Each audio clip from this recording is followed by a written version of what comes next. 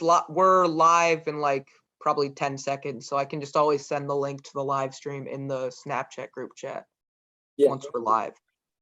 And then I'll copy that live. Yeah, awesome, perfect. Okay. We're live. We're live. All right. I keep that up just because, like, in case someone talks. All right. So I wonder if Jeff saw the information. Let me just. And then Mateo's joining too. And yeah, I'm going to get you the link right now. We don't have anyone watching, so we're all good to just still. The moment somebody does, we just start going crazy with our reactions. Yeah. The one watching right now is me. So. Oh, heck yeah. Yeah, exactly. All right, so here's the link. Sent in the Snapchat group chat. All right, cool. I think you're going to get to be the thumbnail too. You and I are just going to be in the thumbnail too. Hey, nice. Yeah, exactly. I'm going to send the code as text for people too. All right. In case. Oh, we got Jeff. Jeff, what's up, man? He's coming. He's connecting to audio. Connecting to audio. Here, let me take a picture. There we go. Oh, wait.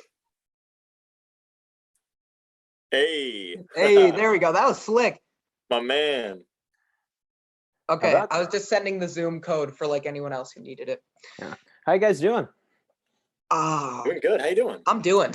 I'm a little angry if I'm being completely honest. Yeah. So I was gonna use Saber, which was like a plugin for After Effects, so you can do like the lightsaber effects and such.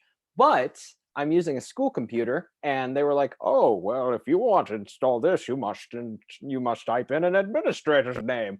So now I'm at a point where it's like I can't add any effects to it. It's due on Tuesday. I gotta wait until Monday morning to hear back from the administrator. Yeah.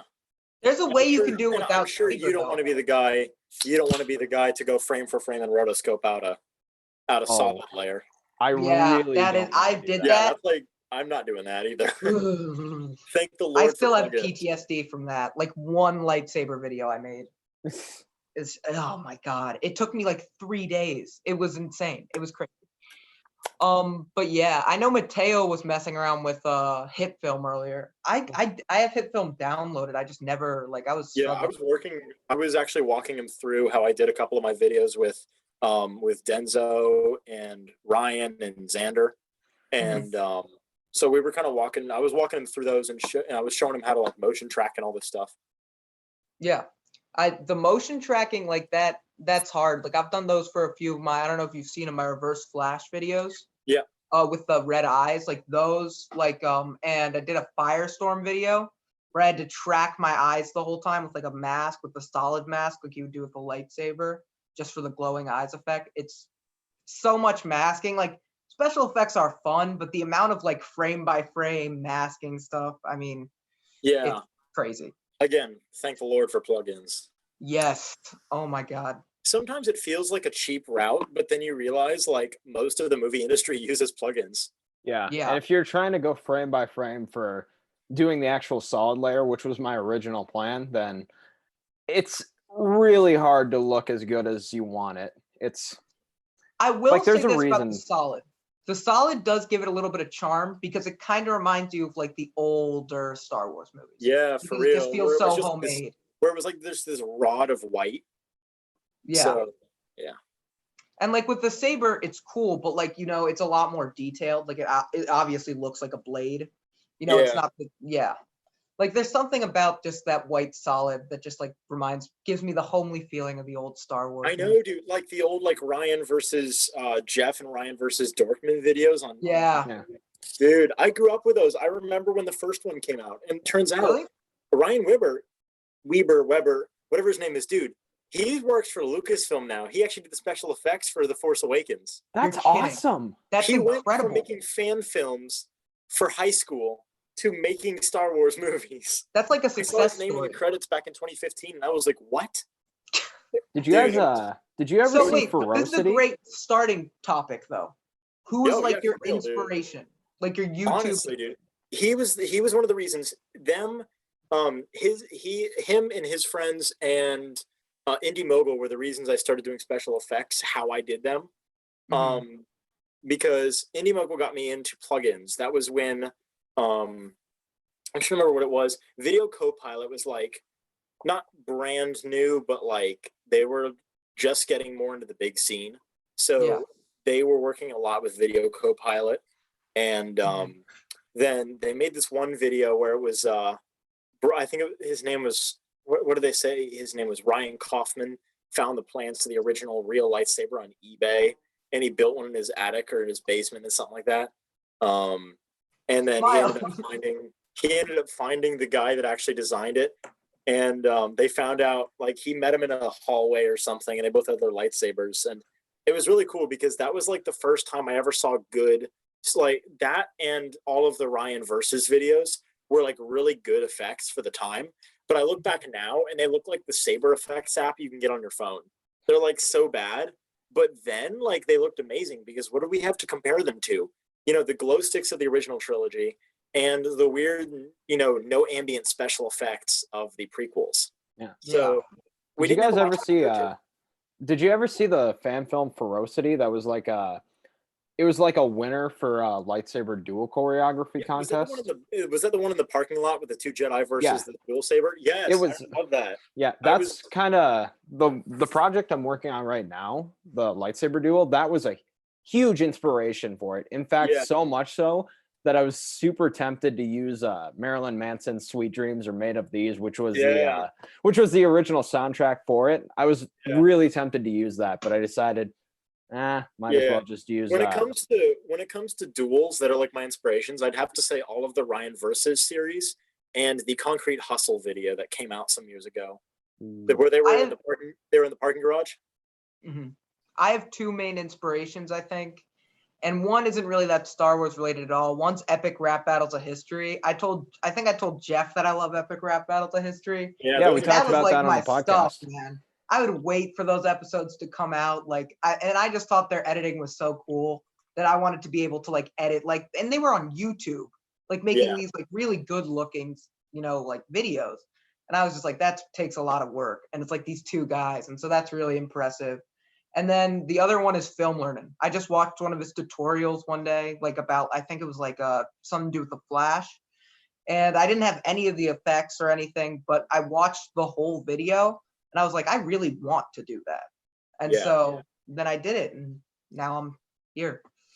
Untangling my headphones. Okay.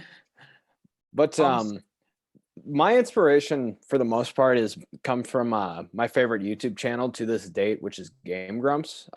Aaron Hansen started his company just for fun. He just started Game Grumps because it was like, this is something to do in my free time. And it became a full-fledged company. He's now a CEO. He's still kicking it with his amazing comedy. He's working off his partner, Dan Avedon, so well. It's just, that's kind of who I aspire to be. If there's anyone on YouTube who I aspire to be, it's him. Yeah. Which means I'd have to build up like a empire, but we'll start from the ground up. Well, I know who's going to be my general. We got to start somewhere. I don't know who you're pointing at right now, but maybe the guy who cosplays as General Hux. The one who actually has the outfit. Let me there we go. Yeah.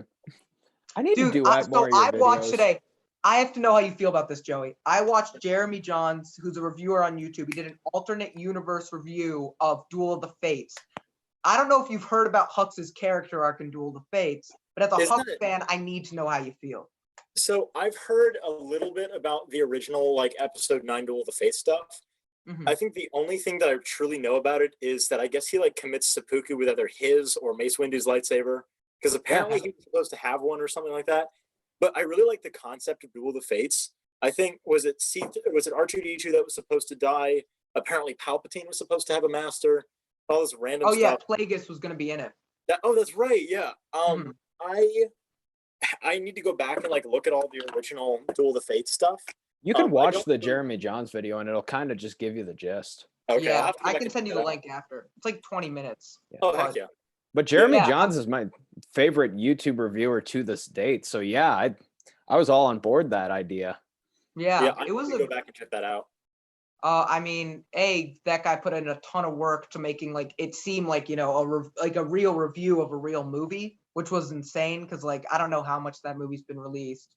But what Hux's character arc is, he basically to me sounds like a little bit of what General Grievous was, but in a different type of way. He collects all these old Jedi relics and collects all this old Jedi stuff, and apparently in the movie he tries to use the Force a few times. And so he really wants to be a Force user. He really wants to be a Jedi, but like they play it off for laughs that obviously he's not a Jedi. Yeah, I like that. I actually really like that arc. And if that were really to be the case, that would actually work perfectly with like my personal character, because I collect a lot of stuff. What you guys can't see behind camera is I have, thousands of dollars of antiques and I make props. So, I mean, I've got, almost every Perca-Cola over there, and I have the mystery box right here. So I make stuff, I collect stuff, and so that would actually like really fit in if that were really the case for his character arc. Yeah. But obviously it didn't turn out that way.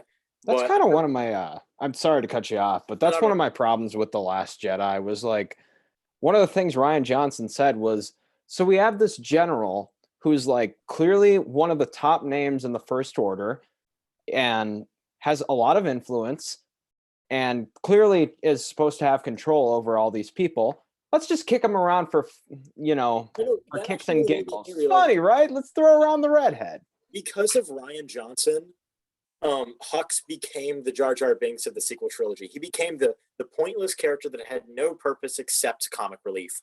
And that's, I'm not one to get mad at directors and movies, but I'm genuinely upset that he decided to do that because Hux had so much more potential. And because of The Last Jedi, I don't think Hux was an important character. Yeah. Only because of Last Jedi. He's not an important character. The only same reason with Captain. Same with Captain Phasma.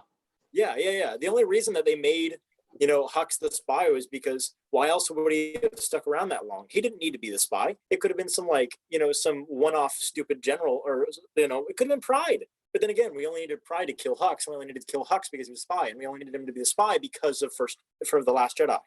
When I was in the theater at the midnight showing for Rise of Skywalker, and when Hux blasts the stormtroopers and he's like, "I'm the spy," we all collectively lost it. We were like, "Are you actually kidding me?" There was a good gasp in the theater. I remember that.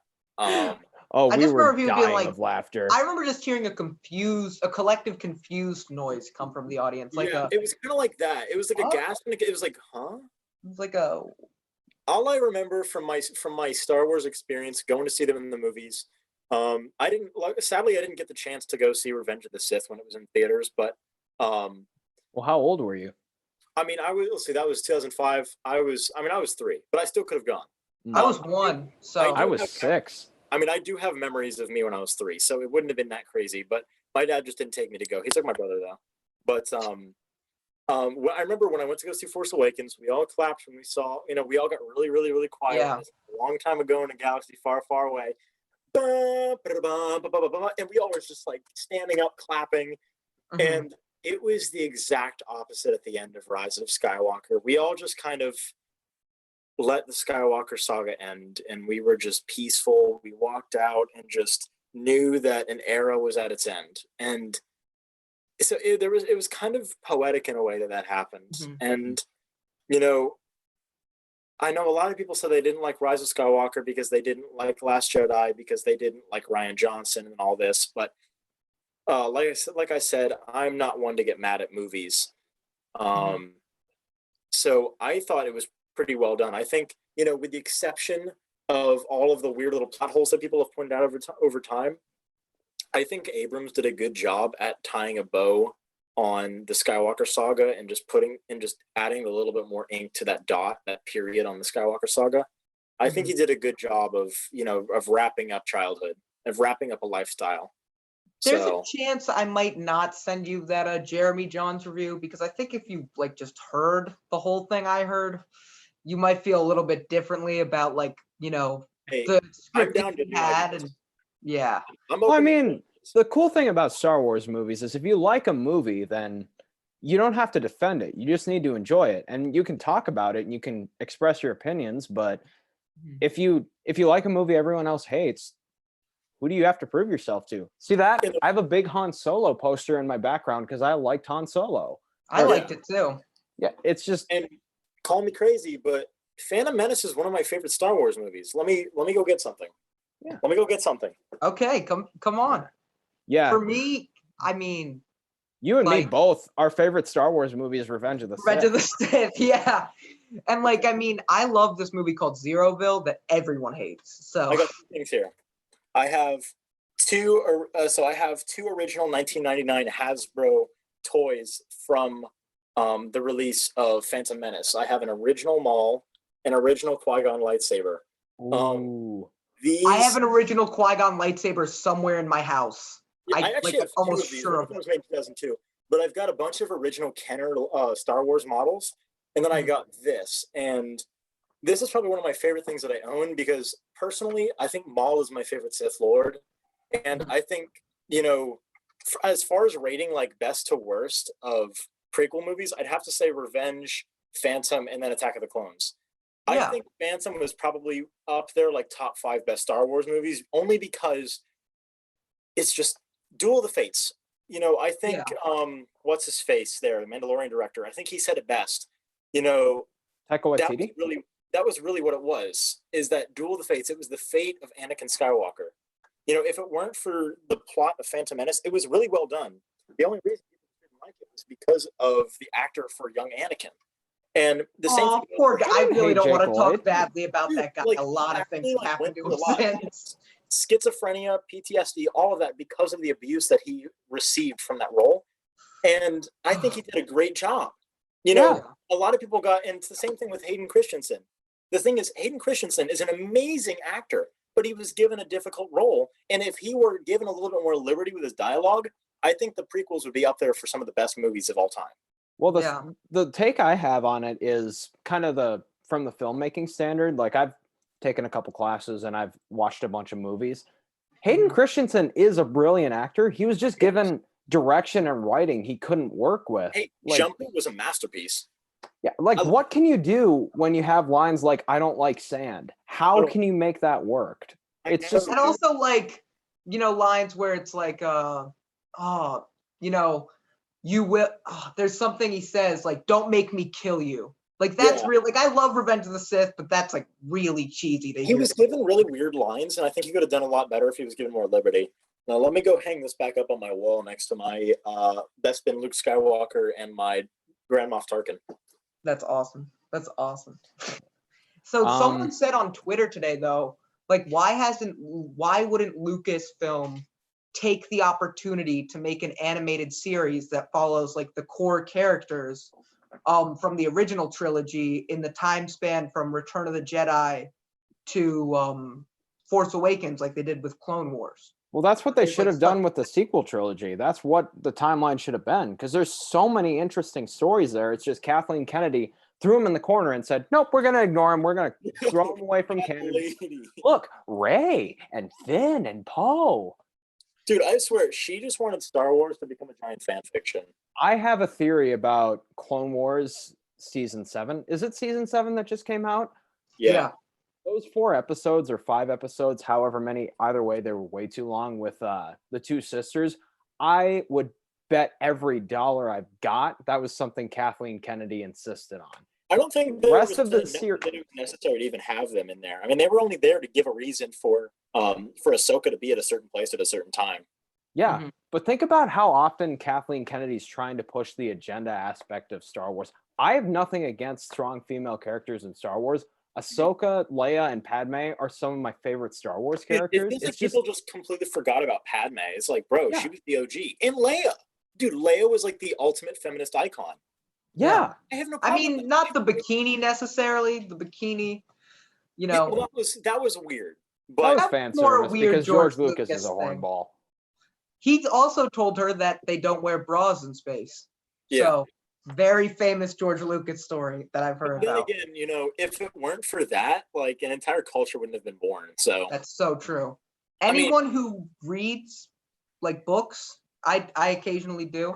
I've like read a little bit of Carrie Fisher's autobiography. It's like I found a PDF online, and it's really interesting. Like, just like, Carrie I mean, Fisher I is a wanted to read genius. about her time on Star Wars, but like the stuff with like Harrison Ford and like Star Wars set and stuff, I really love the bond that she and Mark Hamill had. Like you see all the set videos of them.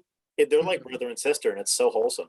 Well, same thing Yeah. with Mark Hamill too. Like those three were three peas in a pod. They I know, loved dude, each they were other. so tight. Yeah. Yeah, him and like all of them were tight, and I think that's like, you know, almost a disconnect. Like you can definitely tell, like, you know, some people in the current cast are tight. Like Oscar Isaac and John Boyega, I'd say are tight.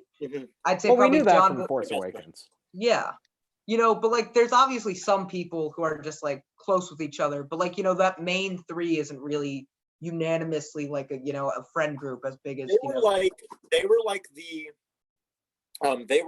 Adam Sandler, Kevin James, and Rob Schneider of Star Wars. Yeah. That is a very good way of putting it. That's the perfect way of putting it. They were the little trio, and I think the same thing could be said, you know, with, you know, a couple of the cast members in the sequel trilogy. But again, you know, that trio, you know, Carrie, Mark, and Harrison, that was like meant to be. Yeah. It's I weird actually- though that only I wanna Harrison's career took off. I want to interrupt this with an action.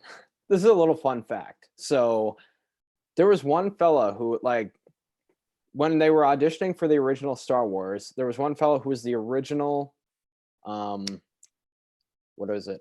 He was the last cut person to be Luke Skywalker, and he didn't make it because he's just a little too tall. And that person was my grandma's cousin. Oh, really? That's my biggest flex, is my grandma's cousin almost was Luke Skywalker in the original Star Wars. Yeah, I mean, I think my biggest flex when it comes to that, I mean, I've got uncles and cousins that were cowboys in famous movies and famous actors. That's awesome. And then one of them actually roasted Michael J. Fox during the filming of Back to the Future 3. Wait, who was he? The one that said when Marty's in the tavern or the saloon, and Mad Dog Tannen's calling him out, and he says, "What if I don't go?" Then you're a coward. You're a coward. Yeah, I know exactly who that is. I had lunch with that man a couple years ago. That's awesome. That was my cousin. That's Who's the incredible. most famous person you guys have met? Most famous. Hmm. In person or via Zoom or anything? I met Stephen Amell. That was pretty cool. I would say he's pretty famous. He's the guy who plays Arrow. The guy who plays Arrow. Yeah, how'd you meet him? Oh, at a Comic-Con. But I met Michael Rooker too, and he's pretty famous. That guy's good. Oh no, never mind. Jeremy Renner. Jeremy Renner is the most famous person I've met at a football game.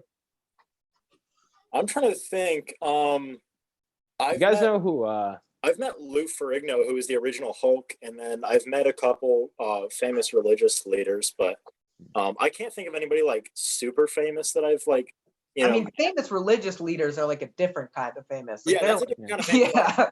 I don't count them, but I think Lou Ferrigno, the original Hulk. You know, at just thinking about it, I think he's probably like the most, like worldwide famous that I've ever met.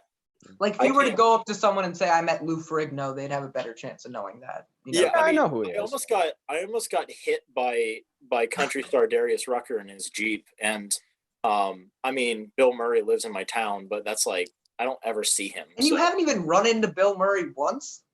No, like everybody's talking about, oh, Bill Murray's at the park, Bill Murray's in the store. Bro, I've never seen the man in my life, and he probably That's crazy.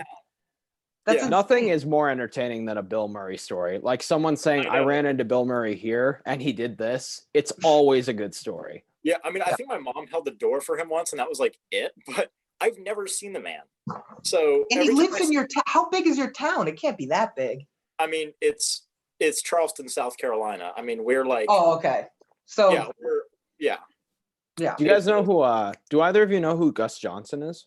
Sounds familiar. Yes. He's a decently famous YouTuber. He's a very funny man. He's been on Smosh's Try Not to Laugh a couple times. Been in a I couple know Smosh exactly videos. what you're talking about, I think. So here's the story of how I met him. So I go up to Stout where he went to college, which I did not know, but my best friend Christian goes to college there, and he was in a show called Big Fish. And the entire time there's this main character who's batting 1,000. He's doing amazing. He's one of the best theater people I've ever seen. Got a great voice, got an awesome stage presence. He's got good chemistry with everyone. And I see Christian, my best friend, on stage a couple of times, and they're doing a couple of things together. And I'm like, where have I seen him before? And just before intermission hits, I'm like, that's Gus Johnson. And so I go out to kind of say hi and congratulations to him after the show. He has a line of people waiting to see him. And I get up to the front and I'm like, so it dawned on me halfway through who you were. And he was like, I've gotten that a couple times. And I was like, yeah, I just came up here to see my best friend Christian and I met you. Yeah. Do you guys know the YouTuber Pack-a-Puncher? I've heard of him. Heard of it. Well, I think now, I don't know how many, I think he has like 2.3 million subs now. I'm not sure. But he showed up on my school's broadcast one day. And so apparently he either went to my high school or he was in my school district. But yeah, there's a chance I went to school with Pack-a-Puncher. So I think that's like, as far as like our generational, like famous knowing people, I'd probably say like he's one of the more like well-known that I've met. I mean, I can't think of anybody like specific famous other than like TikTokers, because like that is famous in our generation now. So it is what it is. Yeah. Mm-hmm. I've always wanted to, so like, here's a great question, I guess, going off of that. Yeah. You, like, for some reason, you win this great experience and you get to have lunch with 3 people, living or dead, of your choosing. Who are those 3 people? I mean, they don't have to be famous. They can be famous, but who are those 3 people? Oh, I got an answer for that right off the bat. So the 3 people who I would have, 2 of them are still alive. One of them's dead. I would have lunch with Quentin Tarantino, Kevin Conroy, and Gene Wilder.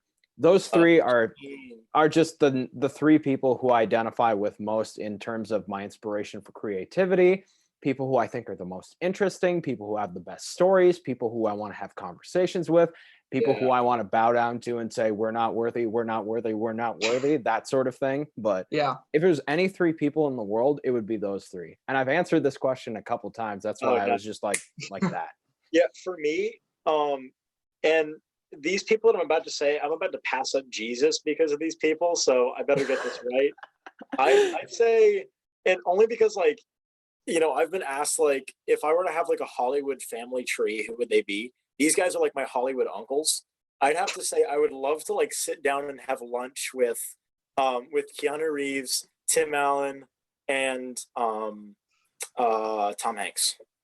Oh, that'd be an incredible lunch. I feel like we would like have deep conversations about a book or something, or about war.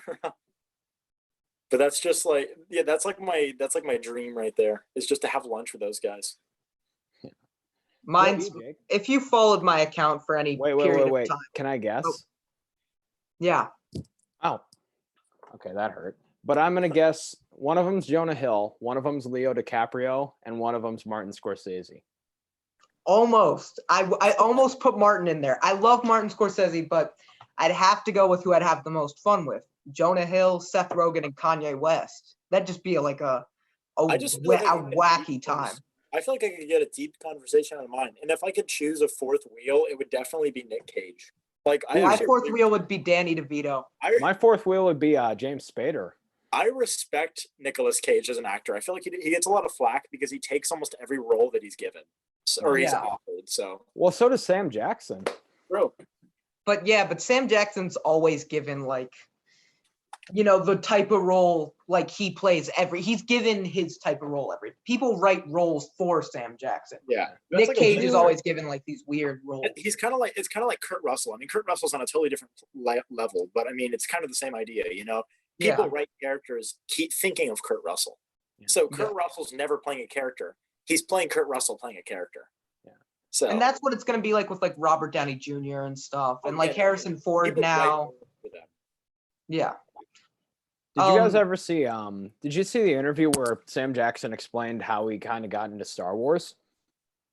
I never saw that. It's a very funny story. So he had he had approached George and saying he was like kind of interested in being in it, but he originally said, "Listen, no one even needs to know it's me. You can put me in one of those white suits and I can run across the screen. Nobody even needs to know it's me. I just want to be like, oh, that's me." But George said, no, we'll figure something out.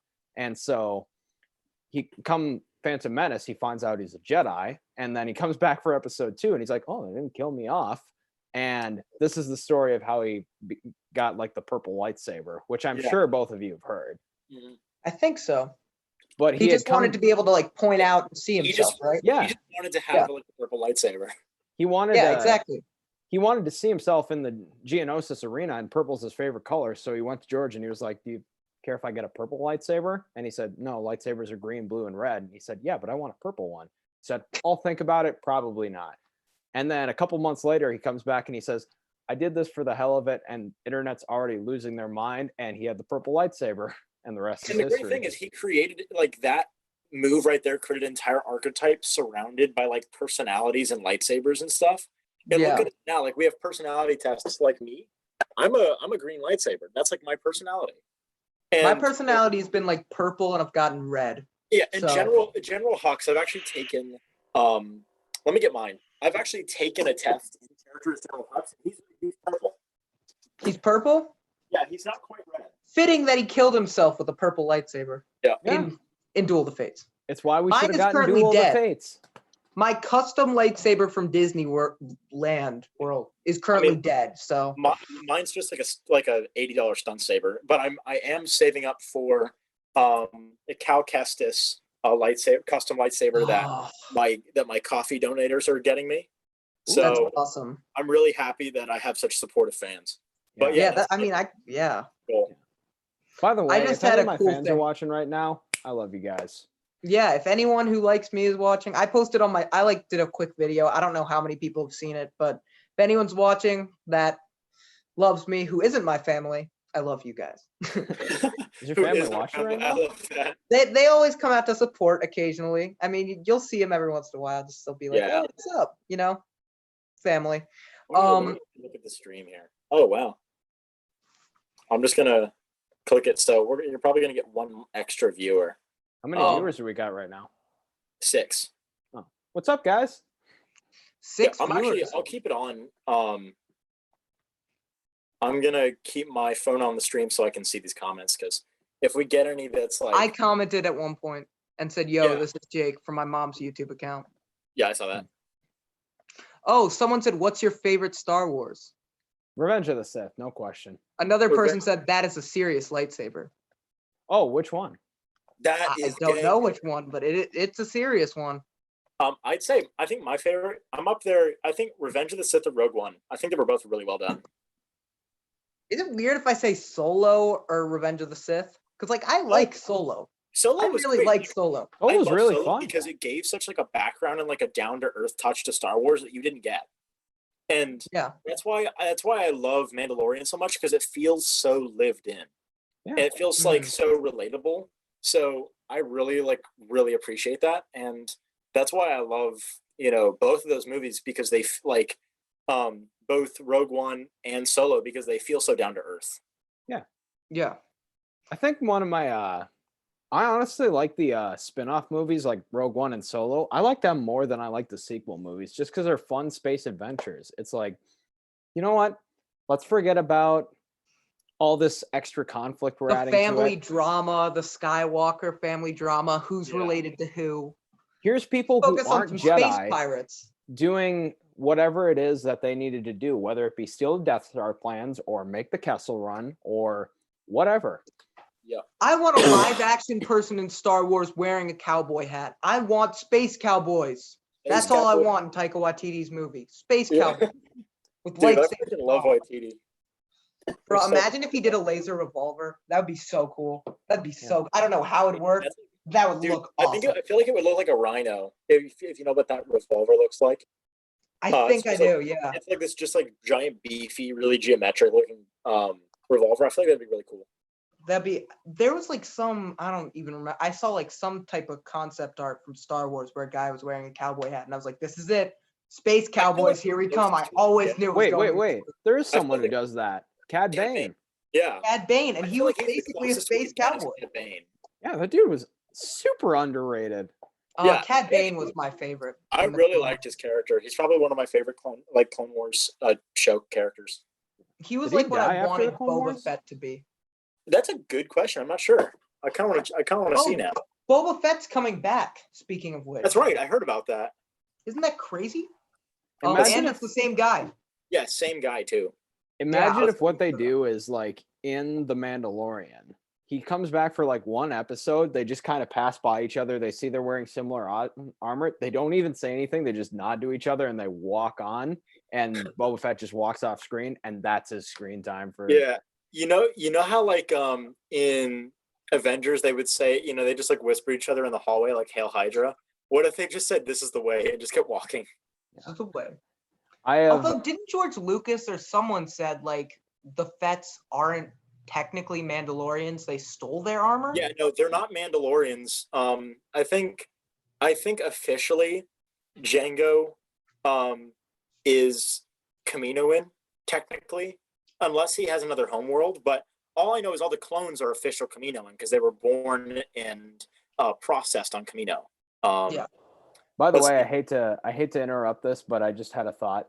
When someone said like whispering "This is the way" to each other, I have a friend of mine who every single time I say something that she kind of disputes, like, "Oh no, that's not true." Every time I say "I have spoken," she hates when I say that.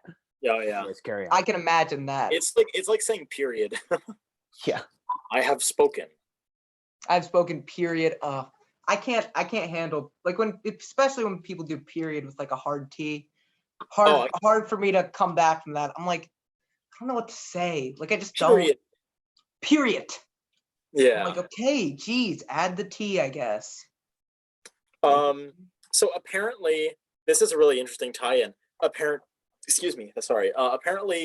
there was an unfinished scene from Clone Wars where Cad Bane was killed by Boba Fett. But there's debate on whether or not it's canon. So if Star Killer ain't canon, I'm not calling that canon. Well, I mean, if it's deleted scene. Star Wars Rebels boss Dave Filoni looks back on the Clone Wars. This was back a couple of years ago. An article that was released. Rebels boss Dave Filoni looks back on the Clone Wars series, revealing a plan to a Boba Fett duel Cad Bane. So obviously there was a Boba Fett versus Cad Bane little archetype that people wanted to put in, and I guess Cad Bane would have lost, but they never aired that episode. So good. I don't think Cad Bane would have lost to Boba Fett. He was Cad Bane would have been like, "Sorry, Boba." He had 2 guns. He was awesome. We're talking about Star Wars. Yeah, I can hear. Okay. So like, yeah, I guess now like thinking about it, I'd probably say my favorite Star Wars character is Cad. Like I love Han Solo, but Cad Bane is the one I think about the most, and I'm just kind of like much more space cowboy than Mandalorian or Han. He is like space. I mean, he's the just spurs the dude had. Those were tied for Han and Obi-Wan Kenobi for me. Yeah. Really? Yeah. What would you want to see in Star Wars? Space pirates and space cowboys are the 2 main things for me. I actually do have an answer for that. And I think I talked about this on your podcast. I want to see a series where it's an independent planet who's invaded by the separatists. Oh, yeah. So they like set up a militia to fight them back and drive them away. Hello? Jake's got someone walking in on him. My mom got me this. Hello? She ordered this when The Mandalorian came out, and it finally got here. So, dude, isn't that adorable? I love how it's called The Child. The Child. Yeah, I know. I've got some stuff I'm waiting in the mail for myself, but China, so that's fun. He came in such a weird box. I was talking to someone who worked on the Mandalorian set. Oh yeah. Anyone who works for like Star Wars or Disney is forbidden from referring to the child as Baby Yoda. They are it's not official. They're very strict about that. Like, nope, it's the child. That's what the internet calls him. We're not calling him that. Yeah, I actually really I admire that because that like strengthens the fact that that's not Yoda. Yoda is not a species. Yoda's a name. It's like saying, if you saw if there was a movie and then you saw a baby and then you called that baby Joey. I'm Joey. Yeah. That's not Joey. So it's kind of like that. I wonder if I'm we're Jo- gonna get I'm to Joey. see Yoda's home I'm planet. Joey. I'm Joey. Yeah, No? you are Joey. I'm Or are Joey. we gonna get? Or it's like what's gonna happen is Mandalorian takes him to Ahsoka, which I don't love the casting that's reported for Ahsoka, but until it's official, I'm not really gonna say anything about If it. he takes him to Ahsoka, I'm gonna be so happy. I mean, I've heard originally that they were planning on using Brie Larson for Ahsoka. So when I heard that, I was like, What? literally anyone is better. They could cast What? anyone, and I'd be okay with that. Dude, God, no, heavens no. Dude, I cannot stand her. Dude, I swear, she's gonna like make if she got that role, she would ruin it, dude. She's the Yeah. reason I have no hope in the human race. Dude, mean, she's the reason That's a little extreme, but yeah, Dude, she's not a great let's actress. just say I'm sad that they wasted the Marvel 10 years logo on her movie. Yeah. Like they could Oh, it hurts. It physically They wasted hurts. the Stan Lee logo on her movie. I know, dude. Like that movie, it literally sucks, and they just threw it away. I feel so bad. I fell asleep during it. Hey, show You of know hands. you Who have hates a Captain problem? Marvel? You know you have a problem when the most interesting characters are the Skrulls and DH Samuel Jackson. My God, no. Some random feminist out in the universe heard us do that and now hates us all and calls us sexist because we don't like Brie Larson. Oh, she's typing Oh. in my Snapchat right now. Oh, sorry. Well, you guys, I've been canceled I'm getting a call in one the sec. past like 3 minutes. I've actually been canceled on Twitter. So Sorry. I actually, Oh, I think oh, we're you're gonna okay find because us. I have a. Oh, guys, one of my that was- friends- guys, that was the feminist. She said she's gonna find us all. I actually Okay, do have yeah, a friend who I is. just lost 27,000 followers on TikTok. all of them, every single one. All I of just them. hit Every AK and it single just feminist, dropped just to on like us. 500. The feminists just they send up the sexist seeking missile. Sexist seeking missiles. Great. Yeah, no, wait. Oh, sorry. It should be coming about right now. Joey, how you doing on TikTok? Like, how many followers you got? Let me give you a live count here. Not the Hux. He's not. You know, guys, I have a whopping 1 follower. You I do? am Follower. currently I at- thought I followed you. Oh, not bad. Yeah, 39.3 thousand. Yep. I'm Holy almost crap! Are you 4,000. guys serious? I have like literally 100 followers. That's it. Like literally, I'm not even cool. I just hit 1 million likes the other day. Congratulations. Congratulations. Thanks a lot, guys. Nobody loves me. Oh, jeez. It's all about the hashtags, and it's about Nobody getting likes me. lucky. Oh, yeah, What's no. that hashtag with like the Hashtag feeding the beast. XYZCBA? Like, what is that? I know there's something with that hashtag. Yeah, There's it's something with- hashtag and feeding the beast. That's pretty much I'm all. gonna duet Joey's video where it says the 15th photo in your camera rolls. The reason why Hashtag you're saying- Minecraft plays. I gotta know what it is. I gotta know the reason.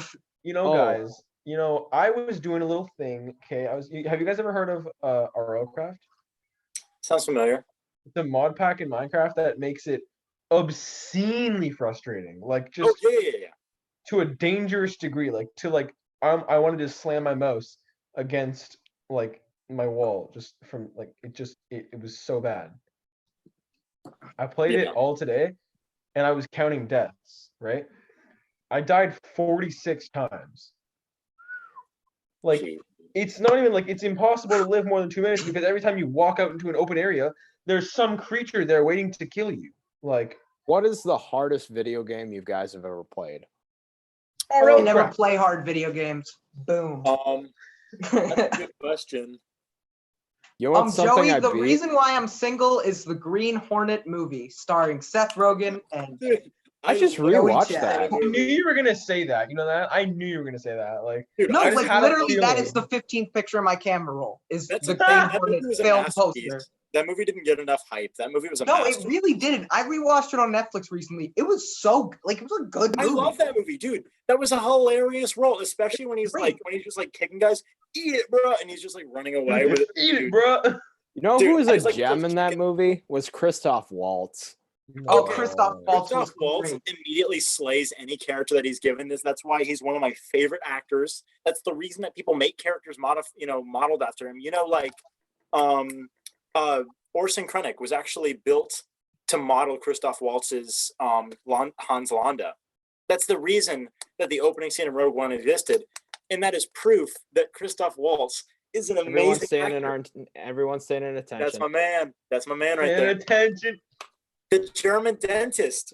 You guys know who I've found recently, like I knew he was good. I've seen him in other stuff. Philip Seymour Hoffman, man, he is an insane actor. He's really For good. sure. Have you guys seen The Master? I haven't seen that one.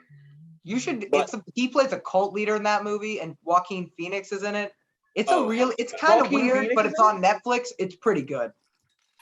Mateo interrupted me watching the last 15 minutes of it by FaceTime. Joaquin I Phoenix. did not. I don't recall this. I feel like we all need to now have our When? lightsabers. Oh, Dude, for I sure. Yeah, told we all you, need to my grab. lightsaber's Yeah, dead. I can Joey grab and his weird Yeah. '90s red Qui-Gon Jinn My lightsaber. 90s red Qui-Gon Jinn Oh, lightsaber. wait. Strange, Let me get my weird, plastic one. unweird Qui-Gon Jinn red lightsaber. I shouldn't. It's not the I- Jedi way. He must live. So Wait a funny minute, enough, I think I It's have dead, USB. but it looks cool. this was Oh, originally two's not enough. Two's not enough. Oh, this no? was originally my partner's lightsaber when we were doing lightsaber choreography just for the rehearsals. And now yeah. this little end here is kind of loose. Yeah, so I Uh, got you guys beat. Glue it down so that it doesn't break within the next 4 months because I need it for Yeah. Hod Williams. Yeah, I've got you guys beat. I've definitely got you guys beat here. Okay, I was wrong. I have a I will plastic destroy one. you. I have have too many that, lightsabers. I have that one A on the far plastic right Kylo Ren one. on Yeah, no, Jake, I have that one too. Wait a minute. Wait, are you guys trying to flex right now? Everybody right now needs to be tested, okay? Everyone get up with your favorite lightsaber. I'm gonna grab mine. Okay? Everyone Wait, get up right let now. me get my lightsabers With out. my What you guys, favorite this is one? what you guys do. Okay, I'm gonna conduct a test. I'm gonna conduct a test. Yeah, Joey. Wait, Joey. If it's gonna be the Obi Annie spin, I'm not down Wait, for I that. have too many I have lightsabers. more. I Okay, can everyone only get up with hold your so favorite many, lightsaber. dude. Okay? You don't This is what I understand. do. Okay. I've got 1, 2. No, I can't. I'm sitting down. I Here, can't okay, do this it is a very lesson well. now, okay? Jake, I'm gonna teach you, okay? Hold Okay. it out in front of you like that.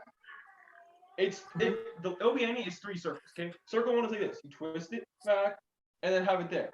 So Are it's- you taking the it's Obi Annie? across your shoulder, right? Here, let me do that too. I'll join you Second guys. circle, bring it up, and then down and up. It should be flat up your back now. That's another circle. Then pommel out first, right? So pull the pommel out, and then a circle, and it's back to this position. You hold it here. Right? So you just go Here, let me reposition my camera so I can join you guys. boom, boom, boom, boom. Oh, it kind of, yeah. Wait. No, Jeff, no, it's like, Wait. Ooh. oh. I'm so. Okay, 3 circles. So 1, 2, 3. Hang on. wait, like 1, 2. Wait. Yeah, 3 circles. Circle Excellent. 1 is the shoulder. Circle 2 is the back. Circle 3 is to reset. How do you get it on the? Hold it in front of you right now. Boom. There. No, just hold it out. Boom.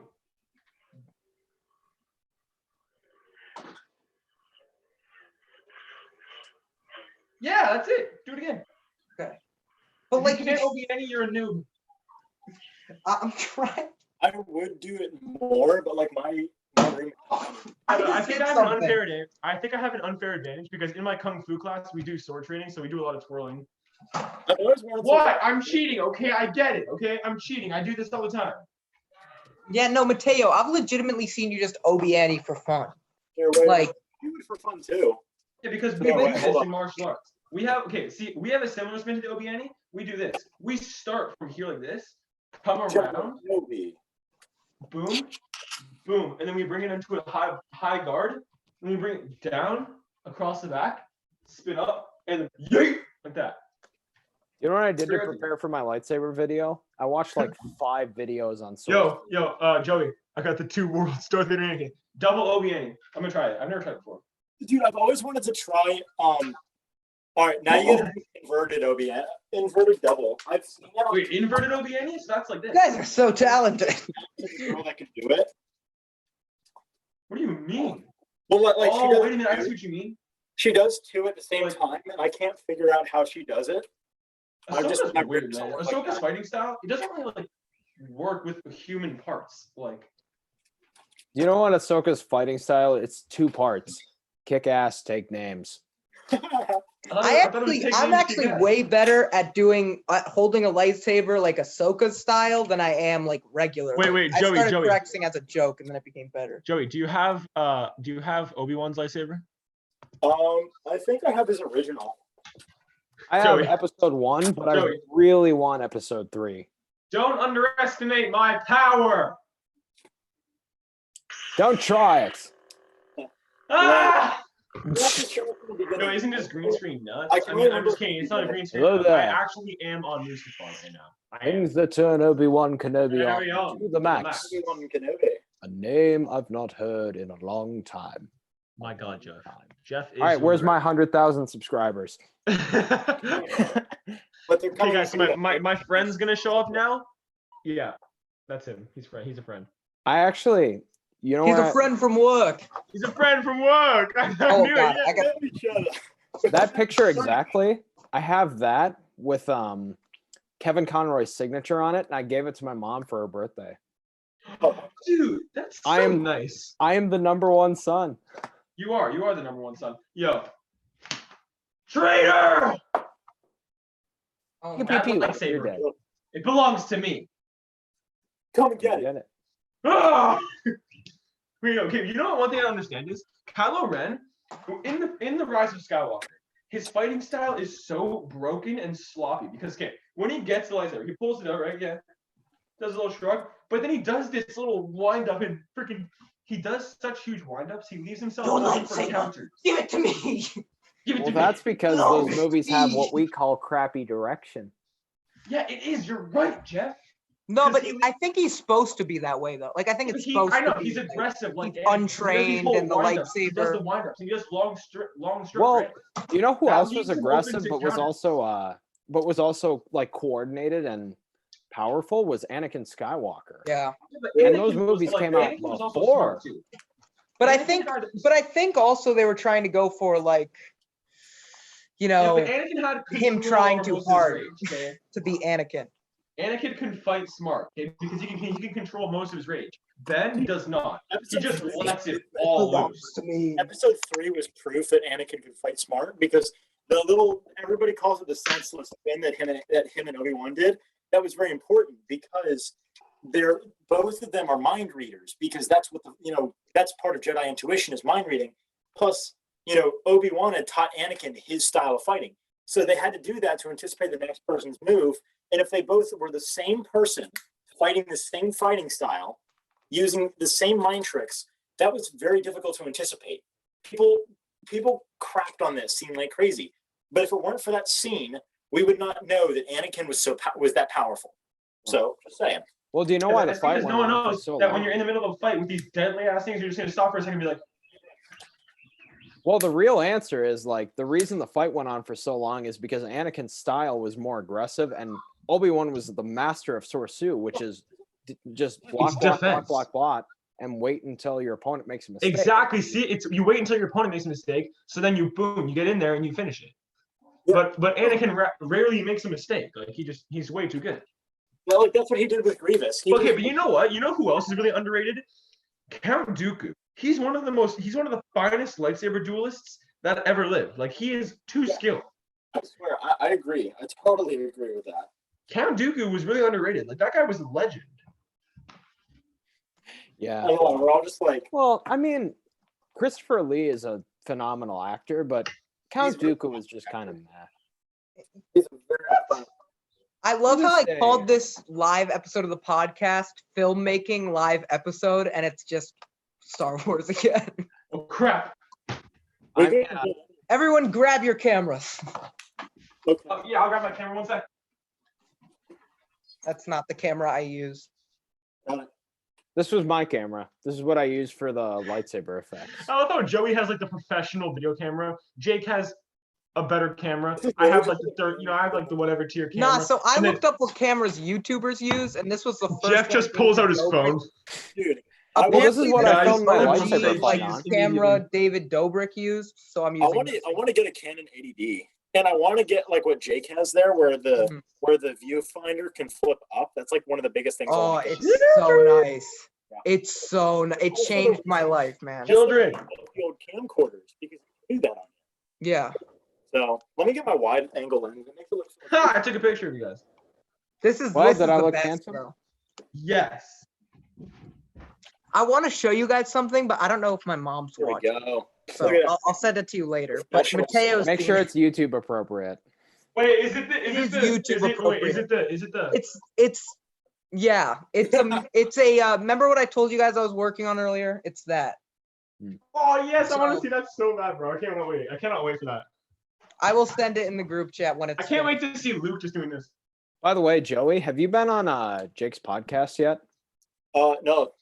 You got to be on his podcast. Oh, It's a Joey, lot of after you're fun. done, after Jake's done with you, I'm gonna get you two for an episode because you do Hux cosplay, and that's my territory. Heck yeah, dude. That is true. But yeah, dude, anytime. We'll just set up a time. I'm down. I'm always down. I'm just like in the process of You editing. guys got me so hyped up now. Now I'm so energetic. Now I need to do something to calm myself I'm down. like the go-to celebrity grab. Just, mean, you know follow me back. Robin also this is high society. I mean, like High society. high society. Oh, dude, I was looking at your Hawks, your Joey, sorry. Your 1940s TikToks and stuff. Those are Joey's like cosplay. some of my favorite content. That's some of my favorite. Oh yeah. It gets Oh. some attention too. Yeah. Apparently, according to my live scouts, there are people asking questions on our live stream that we are not answering. Oh, hang on. I'm Well, not let's, seeing anything. Let's take a look at them then. I'm not seeing. It. um, You can view the stream on YouTube. See, that's something I did not know. Ooh, One of my cousins is on, and she said, "What's Soka?" Two people came on and said, "Wow, all these." Okay, nerds." wait, guys. hang on. I'll pull it up on my other screen here, and I'll take a look at the questions in the stream and such. That's if PlayStation allows us to look at the stream while we're. Y'all doing are it. straight up vibing. I love it. Well, thanks. It's crazy because we because love two of each my other. cousins were on. Two of my cousins were on who don't know about Star Wars. So they go, "Yeah, Count Dooku was cool. Curved lightsaber. Big Dooku fan, TBH." My one cousin asked, "What's Soka?" She thought, "What is Soka?" But Dude, that's like- my cousin did like- say she loves Philip Seymour Hoffman. So Wait, I can't watch the stream and be here because there's a huge delay and I can hear both sides of the conversation at once. just I mute turned I'm the pulling screen. it up on Just YouTube mute the next to me. screen. I just turned my audio off on my phone, so I can't hear the. Yeah. I can't hear the- Actually, yeah, I'm just gonna So- mute the stream. If you could like cast, like you don't have to say the idea necessarily. Maybe you want to, but There I am. since this is a filmmaking live, cast tell me your dream cast of like actors, and then maybe if you like know cinematographers and editors, you can add those in too. But But, for like, what though? What dream cast of actors for what? Well, just like you're making a movie and this is your go-to cast. Like Martin Scorsese always worked with Robert De Niro, Joe Pesci, Leonardo DiCaprio, those guys. Hear me out. Oh God. John Wick, but with lightsabers. Okay, I know you got that from Corridor. Okay. Wait, did they do something about that? They did Wolverine with lightsabers, and they did. I haven't seen that. I genuinely haven't seen that yet. Really? Awesome. I haven't. Joey seen be that, coming up dude. with ideas though. Dude, John Wick with lightsabers. I've been wanting to do that. for so Imagine long. that though. Thing is, I'm a ginger, so I'm not. Oh, I'm not crap. This is I'm not really talking- trippy. I have myself on this screen and I have myself on this screen. I know. Whoa. It's like a lot. Hang on, I'll send you guys a picture of it. Oh, I'm still here. LOL. Yes, I do know things. Yes, just mute your YouTube while you're looking at the comments. Hi, we're actually getting like a good amount of people in here. How many people are watching? I didn't. We've got 16 people watching actually right now. Wow. Wow, Oh my So gosh. Look at the positive that's people. more than just my family. So More than just my. I mean, I would post to my friends, but they would be like, "Ew, nerd." And I'd be like, Oh, Natalie's on here. Hi, Natalie. I don't know who Natalie is, but nice to meet you, Natalie. If you don't follow Natalie, not Portman, frankly, what the hell are you doing with your life? Natalie, not Portman. I'm following You her would right say now. that in our. You saw that in our episode. In our episode, you're like, if you're not following them, what are you doing with your life? Me and Jefferson. I just like promoting my friends. it's like He would do the same Something- for us. I don't know something Ken, and you were like, if you're not following him, like stop. If you're not following Mateo, what are you doing with your life? If you're not following, Mateo, plug yourself because Not you only have following one Joey. Yeah, follower. but like What I are don't you doing want with to. I your don't want to life? be like that. I If you're can't. not I following was Jake- raised with the ability to Yeah, not do you're anything alright. for myself. Yeah, if you're not following me, you're fine. no, okay? please go follow him. I mean, I don't want to plug myself. I can't. it morally Um, doesn't feel good to me. Ask questions, because now I'm actually paying attention to the live comments. So if you have Yeah, any you guys can ask questions. someone here says 'cause of I'm the here because of trenches." trenches. Yeah. I'm here Ooh, because of the Ooh, woo. trenches. Hey, you forgot the most amazing part. Ooh, woo. ooh. Two things. First off, thank you so much, awesome guys, for having me. It's been a while since I've hung out with you guys. And second off, the way that I do my Zoom meetings is I'll bring in a bunch of people, mute everybody, unmute the people that I'm like featuring, and then just like it's a constant question answer session. So I feel Lovely, like Joey. you could get something really interesting out of that if you did that kind of format sometime. But you know, Joey, that's you just have how I love do in the my- chat. You have love. Hello, Oh, Michelle thank you. Garcia. Is that another person I'm supposed to be following? Michelle Garcia? I'm just so like tired, man. I haven't been. Oh, we already have 7 likes on the live stream. You have 7 likes. Whoa, That's we're more famous. than on my recent episode of the podcast. So Oh, shiznit. Yes. Yeah, include we've the made it. uwu. Yes, Oh, yes. we went up Include the 7 uwu. subscribers. Always include the uwu. so Always let's talk include the uwu. filmmaking, because this was a filmmaking live. So I let's have, talk I, have, I have filmmaking. a statement. I have a statement about filmmaking. Go Okay, ahead. so this summer, I am determined because I've said it for like the past 2 summers, but because my friends are like just so mean, I've had a project. Here, I'll show you guys actually. My mom got me this little notebook here, and I used it to write the script for a movie I wanted to make called Heroes. And it's an What's it acronym, about? it's an acronym like SHIELD. I still haven't figured out what it stands for yet, but I know it's going to be an Academy for Superheroes. And Apparently, the it main brings story, culture to the conversation. the main story was I drew out all these little character sheets when I was I did this when I was like literally 12. I drew out all these character sheets for my friends, and I wrote like 10 pages of script. And I even got my elementary school principal to sign a letter or a piece of paper saying that we were able to use the school after hours to shoot.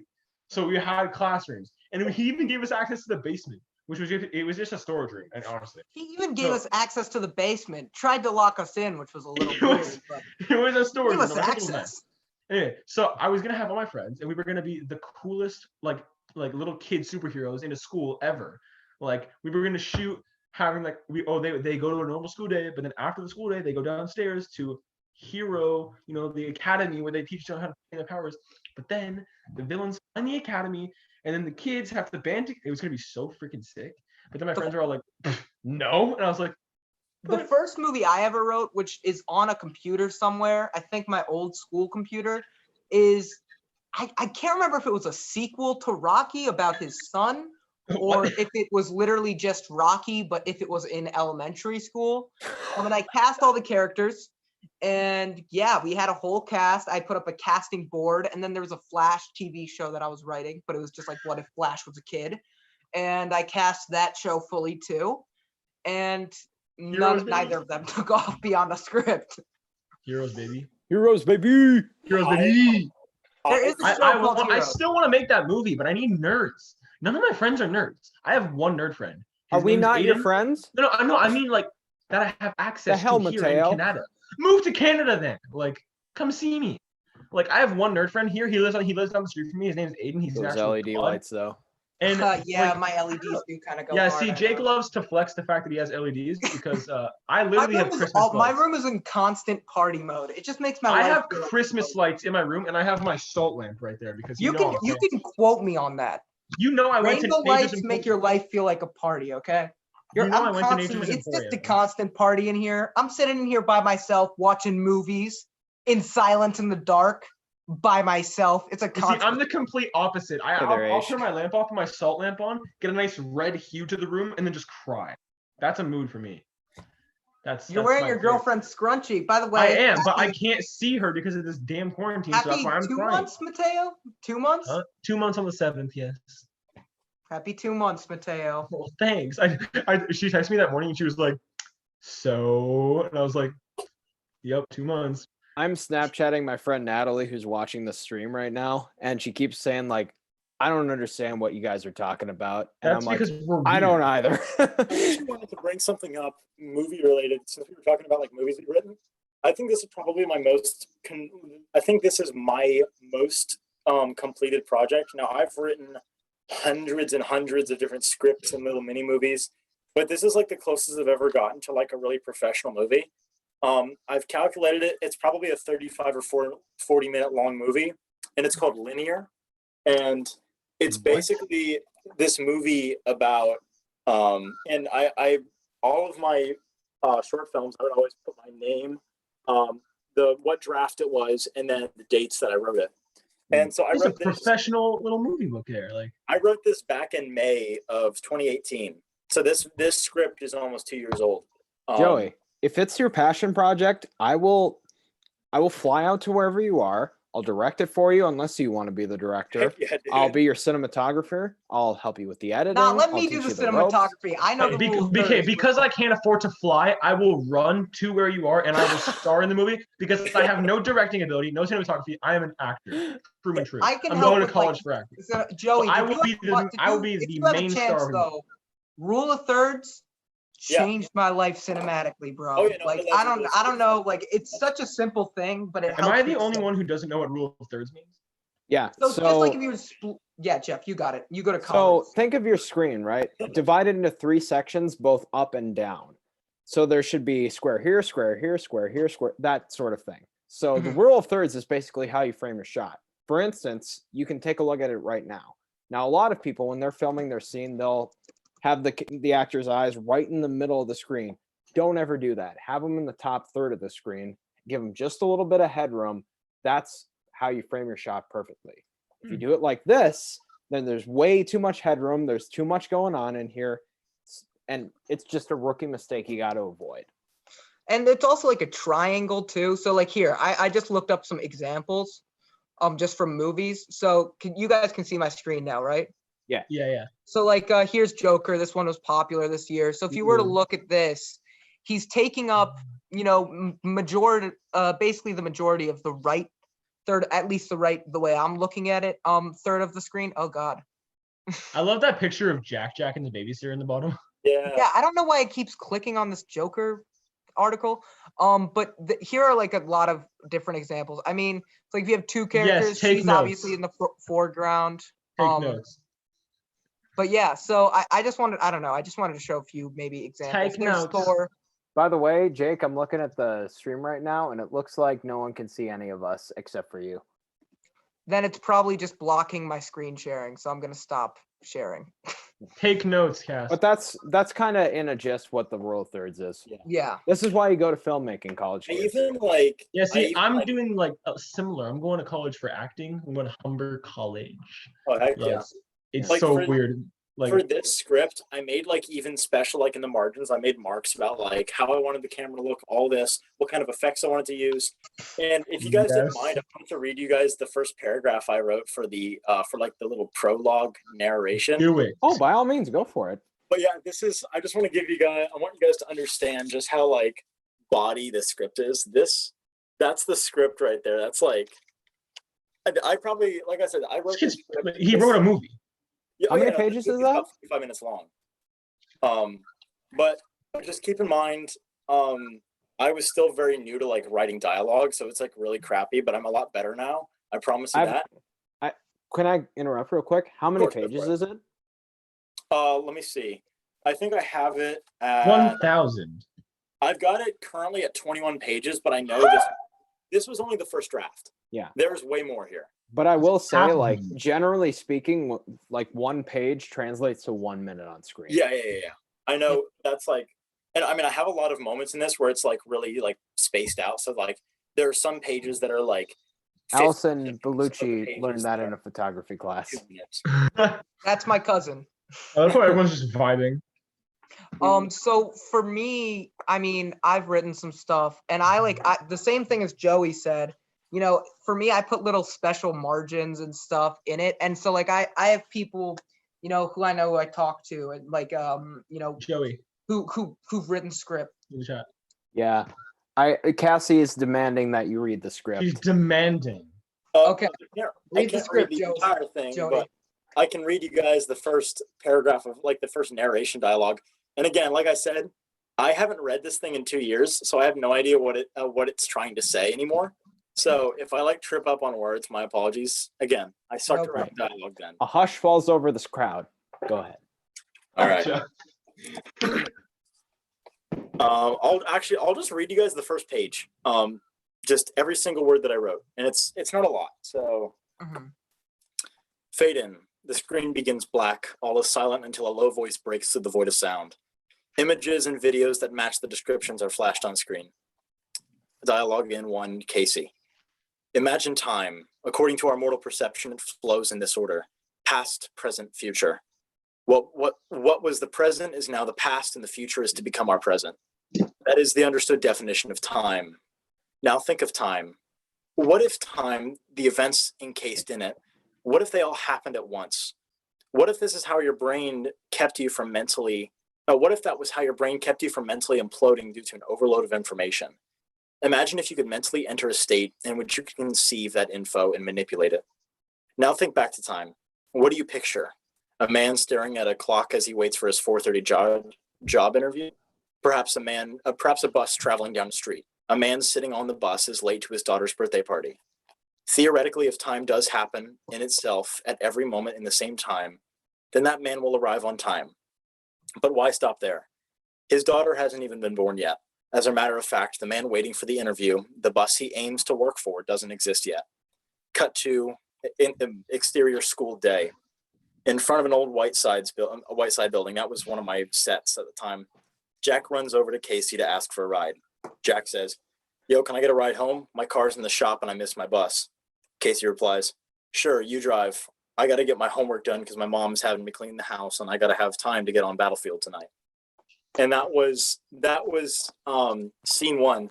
And at the end, and it basically goes on, and they see this girl that I can't remember which character. One of the characters has a crush on her, and there's this entire dialogue, and it's basically the first 2 pages of the script and the back 2 pages of the and the last 2 pages of the script are identical, except for a couple dialogue changes. So it's pretty much Groundhog Day in that sense. I just love the integration of Battlefield in there. Yeah, that's my favorite game. But the entire script is basically about this guy who gets into a car accident, and all of a sudden he starts to have these weird experiences, and then like this is the really only way to describe him: a time mage, or somebody that can like control time. I'm trying to remember what I called him as the character. Like forwards and backward. Like I had like a superhero I wrote like that once called Remote. Yeah, I called him a timekeeper. Yeah. So basically, Jack like learns to manipulate time from this random like timekeeper. I may or may not be doing my snap streaks. Jeff, look at the chat. Jeff, look at the. Yo, Jeff, why you low-key look like Cal Kestis with dark hair? I've been given Ryan from The Office. Kestis. I've gotten Matt Pat. I've gotten all these crazy. Oh my God, Matt Pat. But like, oh no, I definitely see Matt Pat. Welcome to Guys, stop Film talking. We're trying to Theory. listen to Joey. Yeah, exactly. Oh yeah, guys. I mean, he's like this. He basically like becomes like this, like the Han Solo of time travel. Like he gets like really cocky with it, and then he all of a sudden gets really Ben Solo with it and gets really selfish with it, and starts like ruining like the stream of time for other realities. And then he kind of gets his backside handed to him by the timekeeper. And then at the very end, he's given an ultimatum: either you quit now while you're ahead, or you die. And so he quits, and then basically he's reset to that scene in front of the school where he's giving his friend a ride. And the dialogue is all the same except his responses. And then at the very end, it's kind of like that scene in Live, Die, Repeat, where he just kind of like smirks. He doesn't give dialogue. He just kind of, that's it. Yeah. So, I mean, that sounds awesome. A. Yeah. So I would watch a movie about that immediately. I would like as many studios as possible that I hope are watching right now to be picking that up as we speak.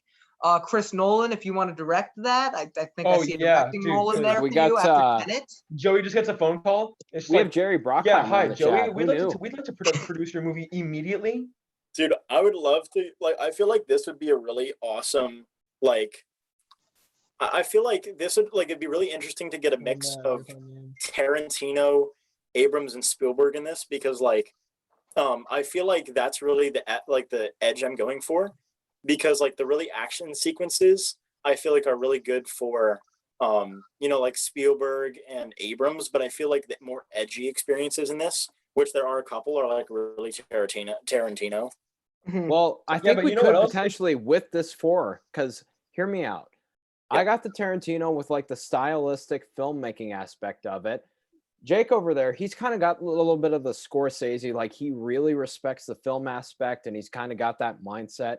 Joey, you could probably be like a little bit of special effects. You could be Abrams because you have this vast imagination. You understand like kind of the lore and the Dude, characters. if you guys want to work on this, don't mess with my feelings right now. Mateo could be Spielberg because he has this vast imagination and he knows exactly what he wants. He knows how he could make it work. If us four directed a movie, that's how it would be. Jeff is way too like, you know, this is why chat, listen, this is why we all love Jeff, okay? Because he could just make you feel like you're cool. He's just a nice guy, like honestly, like. Do you know what I attribute that to? Living in Minnesota for 21 years. Everyone in Minnesota. I'm the Canadian here. I should be the one who's like, oh, sorry, but if it's not too much. I'm not even kidding though. We already have a movie mayhem group chat. Like Joey, seriously, if you want any collaborators, I'm always free. The only movie I can think of similar to that.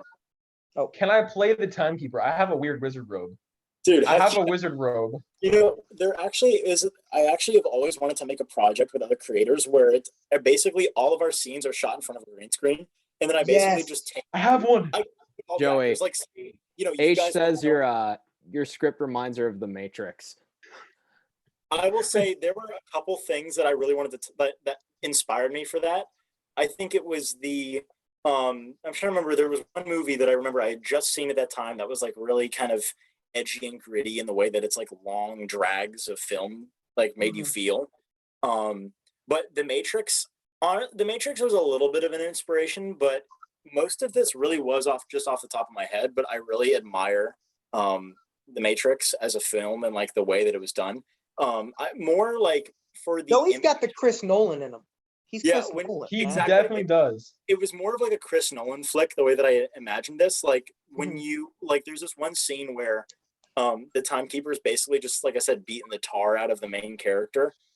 He's actually do that so much. He's actually doing that in what is unofficially called the time vortex, and basically how I envision that to look is kind of like the little like tunnel of light that you see in 2001: A Space Odyssey. Oh, so that was kind of the idea, and like how you know what the condition of time is basically like the color shift of the tunnel. So if like time is, you know, going how it needs to, it's blue, but it's starting to mess up. Color theory in film is my favorite. Don't even get me started. Yeah, I can't talk about color because it gives me freaking tragic flashbacks. Color theory is I probably got the most into color theory when the first John Wick came out, because that movie did an amazing job for defining color theory. That and Blade Runner. There's so many different movies. Can I show you guys something really quickly? Because I think anyone who wants to be a filmmaker, like I just started doing this. It's kind of dumb, but so it's my idea wall. So there's this little hallway in my room that you showed me that earlier. And so every time I walk past this, I have to grab a Post-it note and put an idea on the wall. So if I were to pick like a random one off of this, like I'm writing a short film kind of based around this is ships are leaving for New Earth, but someone gets left behind with 2 hours left until the apocalypse. What is that one person to do? Like I actually have something. I have something very similar to that.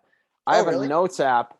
It's ideas to write about. Every time I think about something that I could potentially make into a short film or even a feature film or a TV show or whatever, I put it down on here. That way, if I ever am at a point where I need to write something, I come to here and I look through my ideas and I decide which one I want to go with.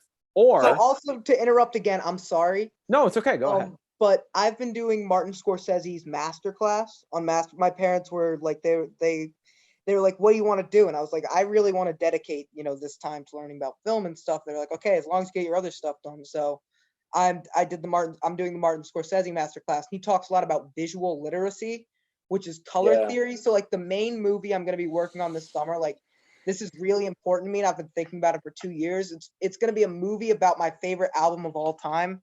It's called Igor, because when I'm listening to this album, like I see a whole story so clearly in my head, chronologically, the songs. Here it is on vinyl, my boy Tyler, the Creator. So I'm attempting to make a script out of basically songs. So that's what they did with Guardians of the Galaxy. Those movies, they made the soundtrack first. So but yeah, I wanted to break in as well. When you were talking about like you have your notes app and you have like all your different ideas, I basically just like would open up a new document on Google Docs and basically just start writing it down and just making a little like trash script for it. Basic idea, the kind of the way that I wanted to design it as a film. So I probably, and I'm not like joking, I probably have estimated around like 75 to 100 short films that I've like scratched down. Yeah. So someday we should just like break down and like look at all of our ideas. Oh yeah, for sure. I have one called Cinematic Carl that I'm working on right now, which I want to be my first feature film. Like I'm trying to like work on it over a long period of time. Yeah. But what it's about is basically a kid until he's like 15, freshman in high school, is raised off of purely just movies. Like that's all he's shown about society. It's just movies, the facts that are in movies, the mannerisms that are in movies. So he gets taken to this high school and he's told, oh, this documentary crew's, at the school because it's new, it's exciting. So it's almost like a little bit of a mockumentary, but there's something I want to do with the adults and the people who are behind, really the whole plan, because at the end, it's almost, you get kind of this feeling that even though he feels like he's broken free from these people who kind of controlled him and made him grow up in such an abnormal way, that even the high school might be controlled by them. But the whole thing is all the adults in it, because he, in almost a Charlie Brown-esque cartoony fashion, you hear their voices, but they're all very deep and you only ever see their chest. They're supposed to be there like this imposing figure where you never get to see the face. That kind of reminds me of like a really, really like dark and moody version of the Truman Show. But Yeah. like not enough to the point where you'd say, hey, that's the Truman Show. But I mean like the feeling of it, the feeling of an abnormal raising of a child that's just injected into society. And also I what mean, is reality? That's kind of what we're learning about in film school is like people like the same thing but different, because everyone likes seeing things that they love. It's just they've got enough differences about them that they're completely new stories. It's like George Lucas says about the prequels. It's like poetry. They rhyme. Like I love clone stories so much. It's like I've been writing a clone story. Yeah, I want I to do know this that. little. Yeah, so I've been starting this. I'm writing this thing Maxwell called Lord. Just the Two of Us, which is I'm hoping to release it in 1-minute clips on TikTok, where I can do it by myself because it's a clone, and not to give the whole. Here, I'll give like a teaser because I don't want to spoil the whole thing. And This maybe I'll summer. tell you guys. But like I'll tell you guys obviously. But basically, the whole beginning of it is this guy comes to this other guy's house and they look exactly like, and he's like, what the hell are you doing in my room? Like, just like creeping around. Like, I've been hearing you all day. He's like, I'm from an alternate universe. We were destroyed. I just need somewhere to stay. So I came to my own house and, blah, blah, blah, all this stuff. But basically the whole concept of it is he's not really who he says he is. And we never really know who he is. But the whole point is he's trying to watch this guy and take notes and figure out, the person he needs to be when he inevitably kills him and takes over his life. So it's a mix of this series I saw on Netflix called Living with Yourself, and also another movie I watched, which is really good if any of you guys have time, called Enemy. It's on Netflix. It's great. Oh yeah. What's your guys' favorite Netflix show? Lucifer. You. Netflix show. Netflix show, not show on Netflix, because Lucifer is a Fox show. Yeah, It's on I don't Netflix know. too. I Oh don't wait, watch you mean a a lot of, Netflix original? Yeah. Oh. I Well, don't I know if don't I could like pick one out. I don't know how many of those I watch. I mean, I don't really watch a lot of like TV shows much anymore, per se. I watch a lot of like network type shows, like, I mean, all the Star Wars shows. I watch. Trying to think of like a specific one. Well, I'm Because choosing. I I like haven't like Riverdale. I haven't like gotten into a TV show in like a long time. So it's been a long time for me to. I mean, I guess for example, network like The Office. I don't man. watch like Netflix shows. So Well, I'm cheesy and I like Riverdale. So but on the idea of clones, I pitched this to a bunch of people, so I have no idea who's heard this, but I've always wanted to make a short film where I play every role in different characters. Oh, someone's doing that right now on TikTok. It's called Cultish. It's really good. I really, really want to do that, where I just like make a short film, but I play all of the roles. And then like maybe at the end there's like a twist where it's like, you know, I'm literally just like battling my own personality. Yeah. But I've always wanted to do that so bad. Mhm. I know how That's to what edit the- something like that. That's 'Cause I kind of mean, like what the Igor movie is going to be like, if that makes Yeah. sense. Because Yeah. where it's- that's like my biggest thing is that my biggest challenge growing up when it came to wanting to make films is is assets involved, like you know, finances and locations involved, and people. Those are Yeah. my biggest blocks. Is I don't have a lot of friends who are interested in that stuff, and I live in a great area, but you know, it's hard to go places like that you can get privacy and film. Well, let Um, me tell you, Yeah. Joe, Yeah, this is sorry, yeah. let's assume this is gonna happen. I live in Minnesota, which we have like a little saying in the film industry here, land of 10,000 locations. There's so many places we could film here. So if it ever comes to it and you really wanted to make something, if you flew out here, I would get a cast together. I would call a bunch of people who I think could be crew members. I'd try to get obviously like Jake and Mateo out I'd here pull as up for like sure. Dude, consultants. I wish I could pull up. Like, We I'd be would there. make it Mateo work. lives in another country. It's kind of hard. but because you guys all live in America and I live in Canada. Well, I mean, you can drive here. It's just a long My drive. parents are gonna drive here. You They don't even turned drive me 16 to like enough, school. right? Like They I live in complain South about driving Carolina. to the school. which is 2 Everything minutes away. here is like government protected land because it's all historical, especially the area I live in, where Where do you live? I live in Charleston, South Carolina. Ooh. So So Jeff, I mean, I grew up like climbing old forts. Like that's part of my childhood. But the thing is those are like government protected land, with the exception of the ones that, you know, were just long forgotten and overgrown that a lot of like the stoners hang out at. It's nearing sleepy time. But those are like great areas to film, but it's hard to get privacy there.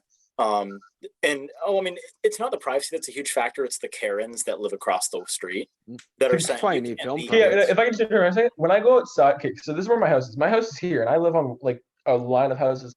And so my house is here, and the school is right across. So this is my front door, but the school is right there. I could Okay. walk out of my door in a straight line and walk straight into the school. That's where I went, right? So then we have the school here, and the blacktop, and then the field, and the park, which isn't owned by the school. So the kids from the school cannot go play on the park because it's not owned by them; it's the town's. And then past the park is the baseball diamond with another patch of grass, and then more. It's just a whole line of crap. And I'll go outside to like the baseball diamond fields, the grass to film, and I'll have people walking their dog, and they just come out and stare at me, and I'm like, what are you looking Yeah. at? I have nothing. It's not like I'm doing anything weird. I have a tripod and a camera on the grass, just filming myself. And I'm like, have you never seen a tripod before? Oh, whoa, it's some alien technology. Yep, it's a bomb for sure. Yep. They look at me like I'm doing something so weird, and yet I'm literally just acting in front of a camera. Like, Yeah, and it's children, really the Karens. irritating. And even if like the other person there isn't, you know, even part of the movie, it makes it so much more comfortable, because it's another thing, is being comfortable when you're filming, because it's very hard to act when you're under like an awkward pressure of, you know, random 65-year-olds walking their poodles. Yeah. And Walking so their poodle.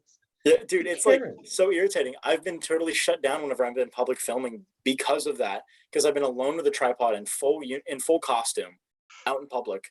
Oh, dude, Like- I bring a cape outside. Like, I don't care. Yeah. If you're filming in Karens. public, the best thing you can do is get film permits. Like just figure out who you need to get permission from, talk to Yeah. them, get it in writing, and then go do it. And that way, if someone comes up to you and says stop, you can be like, I don't have to. I have this. I don't have to. I have this, and instead of pulling up the paper, just pull up a reverse card. That's it. Yeah. Also, Jake, you were gonna ask something. What were you gonna say? Oh, all I was gonna say was, I was just gonna say, Jeff, we have a similar saying about Ohio, that is the land of 0 locations, and it is very boring here. So, I mean, I have a great backyard. Hey, Jake, you know who else is from Ohio? Your mom. Yes, Wow. Say it, Jake. my Who mom. else from- No, I mean, who else is from Ohio? Oh, man. How, boys? Oh, But, Jake Paul. Yeah, I constantly get that. I'm Jake and I'm from Yeah, it's Ohio. because you are Jake Paul. Like I'm just kidding. 2/3 of my town is just Ohioans, because Ohio. like there's like nobody that lives here that's from here. Like I'm like the ultimate redneck compared to my neighbors, because I was born in, Rednecks. like, so because everybody around here is from Ohio or Pennsylvania. Nobody like wants to live there, so they move here, and it's irritating because every other license plate you see around here is an Ohio license plate, and like 2 out of every 3 cars you see has an Ohio State license, has an Ohio State or like a Steelers sticker on it. It's so irritating. And none of them As someone who's lived in Ohio for like around 10 years, I totally understand. Dude, I swear, I have nothing. It was snowing. It's snowing in May. I have nothing against Ohioans, but when they move here, they immediately act like so stupid. Like, I have a lot of friends from Ohio, and they're all really nice people. But the moment that they step foot in South Carolina, they're immediately stupid idiot jerks. And it's really weirard because they act like we're I better love than that description. Stupid idiot jerks. stupid idiot I mean, jerks. I could say that too, but like the people like I only have one friend who was born in America, and I mean like he's still got that redneck energy. Like he full on like came to school and he ate his pizza backwards. Minnesota's just a really nice place to live That because should be there's a not federal offense. there's No still one eats the people crust who are first. If you eat the crust first, you're legally insane. First off, I got to ask, why was your American friend in Canada? I don't know. He just Nothing against somehow Canada, but landed if you're here. in America, stay in America. Exactly. Like Although he moved here for Canadians are some pretty reason. nice. Ca- Canada's a pretty nice place, though. Yeah, exactly. Canada's sick. So why don't you guys move out so we can hang out? Like, if I've you been to want to be in Toronto, Canada but you don't Toronto's- want to leave America, okay, come I'm to sorry, but you Minnesota. guys literally could move here because Either there's literally- Minnesota okay, or like North Dakota, because like who lives in North Dakota? Except, Yeah. I mean, okay, I'm you convinced. guys. I'm convinced You that could move Dakotas here. are just Do you like know why? like Because Canadian satellite states. My house and the 3 houses on each side are for sale. Got do the not money wanna to live on my buy street. to buy real estate in Canada, Mateo. People do not want to Movie. live on We my have to make street. this movie and we can get famous and go move next day. Yeah, that's why. Yeah, exactly. If we make linear, we can all buy the houses next to Mateo. But Yeah, right now, I don't have the There's type of money to buy nobody real wants to estate. live on my street. No one wants to live on my street. I don't know what's wrong with it. Maybe it's because my family is so loud. Like, You know what? When you guys move out of your house, come to Minnesota. We'll rent out a house and we'll make our own like Airbnb. actual cool TikTok It'll hype be like house. the hype house. yeah, we're gonna be the edit house. Okay, we're gonna invite Film Julian Bass and Quakers. Josh VFX. Film Quakers. We'll be the Dude, Star no, Wars we hype have house. to get Josh VFX and Julian Bass out here so they can like hype us up. Like director's hype house or something. I I know know. we're gonna be like the film house, and like each of our rooms is or like the dining room is labeled like the Abrams room, and then the Yeah. like, the living room. By the is way, labeled guys, the real quick Spielberg room. interruption. I forgot her name, but someone who's been very talkative on our chat is leaving. So let's all just say goodnight to her. Good night. I hope you. Bye. Thanks for I'll coming check in. the name. Okay. Oh, Aish. Thanks Oh a wait, lot. no. Oh, No, that's not Cassie. Ish. It's Cassie. Thanks for coming in, Cassie. Au Bye, revoir. Cassie. Sorry, I don't know so how to you were say it saying in other rooms? languages. No, okay, no, but Yeah. the basement is reserved for Raimi because Raimi started off in horror, and I feel like he's just a god, so the basement is Raimi reserved for Shrine in the basement. Yeah. I Raimi want a Shrine. Tarantino monument. No, that's just gonna be a big In the foot. middle of the house, there's just like a giant Tarantino Lucas monument. statue. Giant foot in the front yard. Yeah, that's Scorsese like- room. The Scorsese I room is call going to be the dibs on- pool house, and there's going It's to be a gonna be secret so door that boring. leads to I a call lodge, dibs on a my sweat room being lodge, called with Abrams Manor. robes, Abrams really Manor. nice robes and cigars, That's And fine. That's like- dibs on my room is Abrams Manor. classy stuff. My room's Guys. definitely just gonna be like just devoted to Raimi. Oh, in our stairs, I actually was talking to my brother-in-law about this because we're both big Star Wars nerds. We were fantasizing about his man cave as a basement. When you would turn the light on, basically like you know how like the first order Star Destroyers had like the solid LED light beams or something like that, light bars. They basically just like transcend down the staircase into the basement, and the lightsabers would just like turn on as you walk down. So it's like as you're walking down, and then they would all retract once you're at the bottom of the stairs, so you can see where you're stepping stairs. That's awesome. Wow, So, yeah, it would be like the film hype house. We'd have to have a movie theater of some sorts. Oh yeah. Yeah. I mean, I'll People pull up do my watch, I'll pull up some of my Superstore revenue, and I'll just pay for like one. Oh, of the drinks. we have to get like the house has to have some sort of detached like garage or so Yeah. we could because then we could soundproof it and make it a sound stage. I have a Dude. proposal. So this is for the podcast, not for the house. What I want to do is I want to give everyone a chance to kind of describe their favorite movie and why. And we'll start from Jake, move to Joey, and then we'll do me, and then we'll do Mateo to finish us off, just to kind of be in the order of the Zoom call. All So, right. Jake, why don't you describe your favorite movie and why? So my favorite movie is Wolf of Wall Street. I really also like this movie called Zeroville, which a lot of people hate, and I get why it's bad. But I'm going to talk about Wolf of Wall Street because that's the one that's like more known. Wolf of Wall Street, I love for a lot of reasons. I think the narration is really interesting. I think it's the best narration Scorsese's done in any of his movies. Like I think Goodfellas is definitely a close second, but the way he does narration in this movie, where it's almost this thin line of like there are times when he's narrating and you're seeing a scene and all of a sudden it zooms in on Jordan Belfort. Now he's talking to the camera and he's talking directly to you. And so that part was interesting to me, is how, you'd have someone who's speaking to the camera. The shots are also beautiful. Margot Robbie's in it, and Jonah Hill's in it. And the music's a huge thing for me. And so the music a lot in that movie. And there is a lot of scenes where, even though it's like awesome stuff, like, what you would think anyone would want, plenty of women, drugs, money, all that stuff. But it's shrouded by this, constant fear of, what have I done to get here? When are my chickens going to come to roost? And you really get to see that happen and that whole process. And it's just insane, and it's really an insane movie. So that's my piece. All right. Joey, you're up. Yeah, I've always thought about this, and I've never really decided what my favorite movie is. I can pick some really good ones that I really like, but I got to interrupt you just to start off. You got to have a favorite movie if you consider yourself a filmmaker. You need to have an answer to that question. Come on, Joey. You need to at least have one movie that's like your go-to that you just one of my favorite movies I would have to say is Ready Player One. I love that movie so freaking much. Back to back. I would say Mortal Engines and Ready Player One, and I'll explain myself. Ready Player One, not only because of the nostalgia, but I know that it was all CG camera work, but still, there was cinematography that was done there. It looked amazing. That proved that if you have a good action sequence, you don't need music.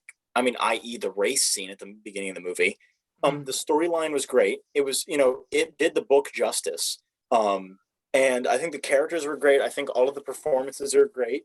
And I think that, the ability to have a movie that takes place in two realities is stunning. But I really also like Mortal Engines, not the story as much, but more the CGI. I really admire that. If we're talking about like movies that I like because of a certain element, I would say all of Star Trek and Mortal Engines because of the CGI and the lighting.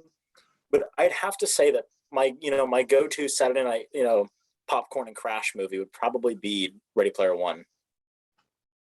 Well, there you go. Like 6 favorite movies. Cool. All right.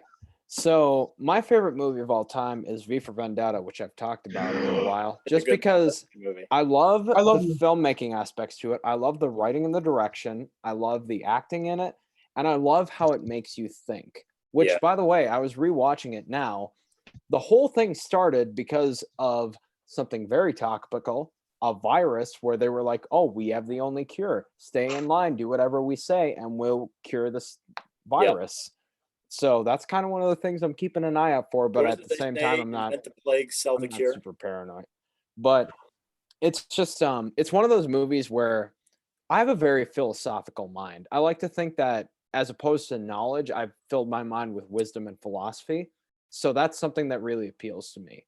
So it's one of those movies that I discovered purely on accident. Ben Minder is actually the exact person who introduced me to it. He said, you got to check out this graphic novel.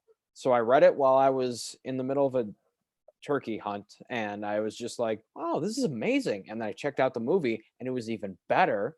And to this day, I have not seen a movie that has topped it. The Dark Knights come close, but there's just nothing that connects with me more than V for Vendetta. Yeah, that's a really good movie. We watched that movie in history, and I love that one line at the end when he gets that guy up in here. He's like, because I am an idea, Mr. Creedy, and ideas are bulletproof. And he just darts at him. Don't spoil the movie because people still got to watch it. But it's been out for like so long, okay? People, I'm sorry, but like there's literally no reason you shouldn't have seen it, okay? Get cultured. Voru, go check out V for Vendetta.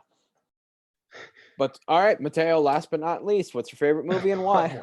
Okay, well, I mean, I have a clear, always same answer to this question.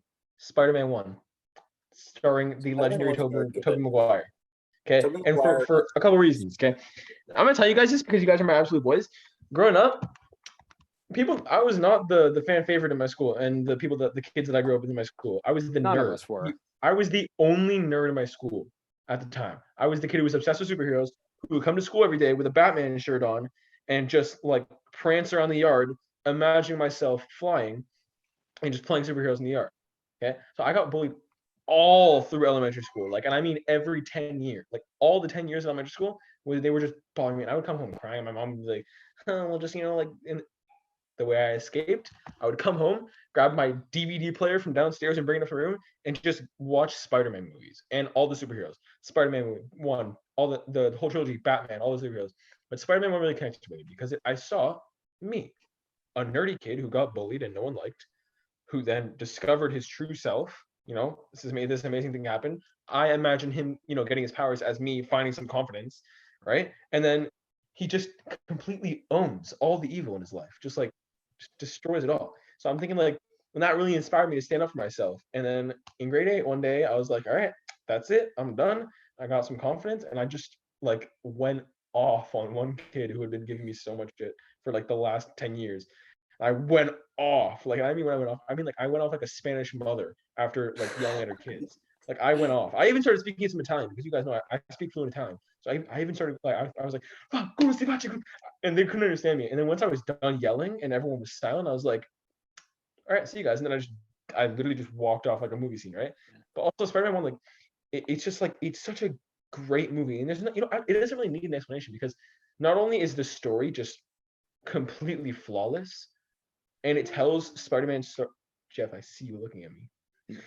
My mom By the way, just real texted. quick. The story of that Oh movie yeah, Aish is leaving. flawless. Yeah, I was gonna say, let's all say goodbye to Aish. Bye. Bye, Aish. Also, Mateo, my mom just texted me and said she loves you. So Aw. Oh, What? I love her Mama too. Mangini, you don't love me? What about me, bro? Wait, why? I don't. She just said she loves you. She just goes, I love Mateo. Oh, I cool. love Jeff and Joey too. Oh, Aw. heck Jeff yeah. said, yeah. See, your I mom love seems Jeff. so nice. Your mom would be in video. My mom doesn't want to be in videos with me, but if I guarantee her that I won't post it anywhere, she'll do a video with me.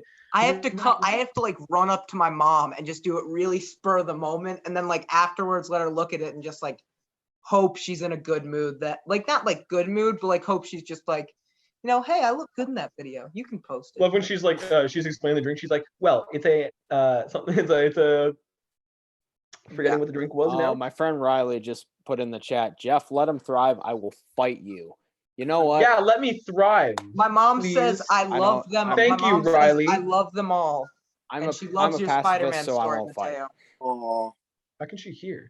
No, actually, dude, Mateo, after hearing you say that, I actually want to change my answer to Iron Man 1. Iron Man 1 I is inspired someone. the most underrated Marvel Cinematic Universe movie ever, and underappreciated. He was my first favorite Marvel character. I was the Superman kid growing up. Oh my god. I had a rolling Superman suitcase that I would bring to school every day until about 2nd grade, and I had a shirt that had Velcro right here, so you could attach a cape, and I had a Superman plushie that you could like throw around and stuff. I had the And same then, thing, but with Batman. And then Iron Man came out in 2008, and that was a game changer. That was my movie. So, All right, like, Jake, I have- raise your guys, hands at best the exact cinematic- same time. We need to do, I just gotta go for a second. I'll be right back, guys.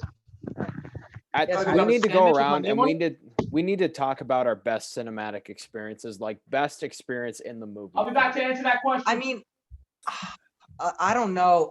By the way, my mom said, I love them all. V for Vendetta, great movie, Jeff. And I loved Joey's script.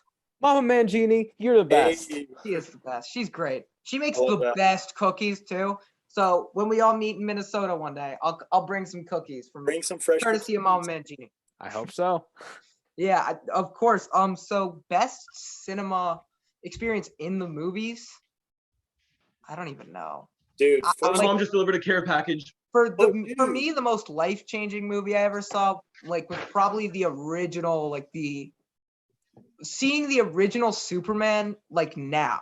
I Oh my watched God, yeah. it a few months ago, and I watched it by myself. And watching it again, like, and I haven't probably seen it since I first saw it when I was really young. Just like it, I don't know, it just made me have a really new perspective on movies in general and the way movies are done, especially today versus how they were done then. And why I think that movie is going to hold up for a really long time versus some of the superhero movies today. Like Iron for Man sure. will hold up for a while. I think Iron Man's one of those that will last the test of time. But like, I don't think Endgame will. I don't know if Infinity War will. I don't know, Avengers will. I feel like Endgame had a lot of hype and then immediately died because I haven't felt like I wanted to watch and like a Marvel movie after 2010 in a long time. I haven't watched a Marvel movie in probably a year.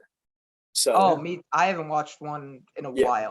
I think Endgame really not killed it, but like put the period on it, and we all got really depressed afterwards. I was just talking about that on Mateo's podcast. Like, I'm done with Marvel. I don't care anymore. Yeah, like I still love Iron Man and I love Thor, but I don't need to watch Marvel anymore. I'm satisfied. I'll pay attention. But I'm not going to be like the dedicated diehard fan. You guys talking about how Marvel sucks now? We all kept watching it because we wanted a big climax, and we got there, and we're satisfied. Yeah, can I tell you guys it's what's good enough for me. I mean, that's where Marvel lost compared to Star Wars, because Star Wars kept you wanting more. Or they just gave you an ending you didn't like, so then they had it. All right, Mateo's gonna. Do I have a story for you boys? Okay, so my mom says goodnight really quickly. My mom says goodnight. Good night, Mrs. Hi, Mama Mangini. Mangina. Then I'm Mangini. Did you say Mangina? Don't go there. Jeff, did you just Don't say? go there, please. Please don't go there. Mangina? I might have. Mateo, please Mama don't go Mangini. I there. didn't say that. I didn't say that. That's my last name. Put some respect on it. Okay, anyway, so the director of Thor: Love and Thunder was doing a live stream on Instagram when he just happened to pan the camera the wrong way towards his desk, where there was a scene from that movie, a script from a scene of that movie.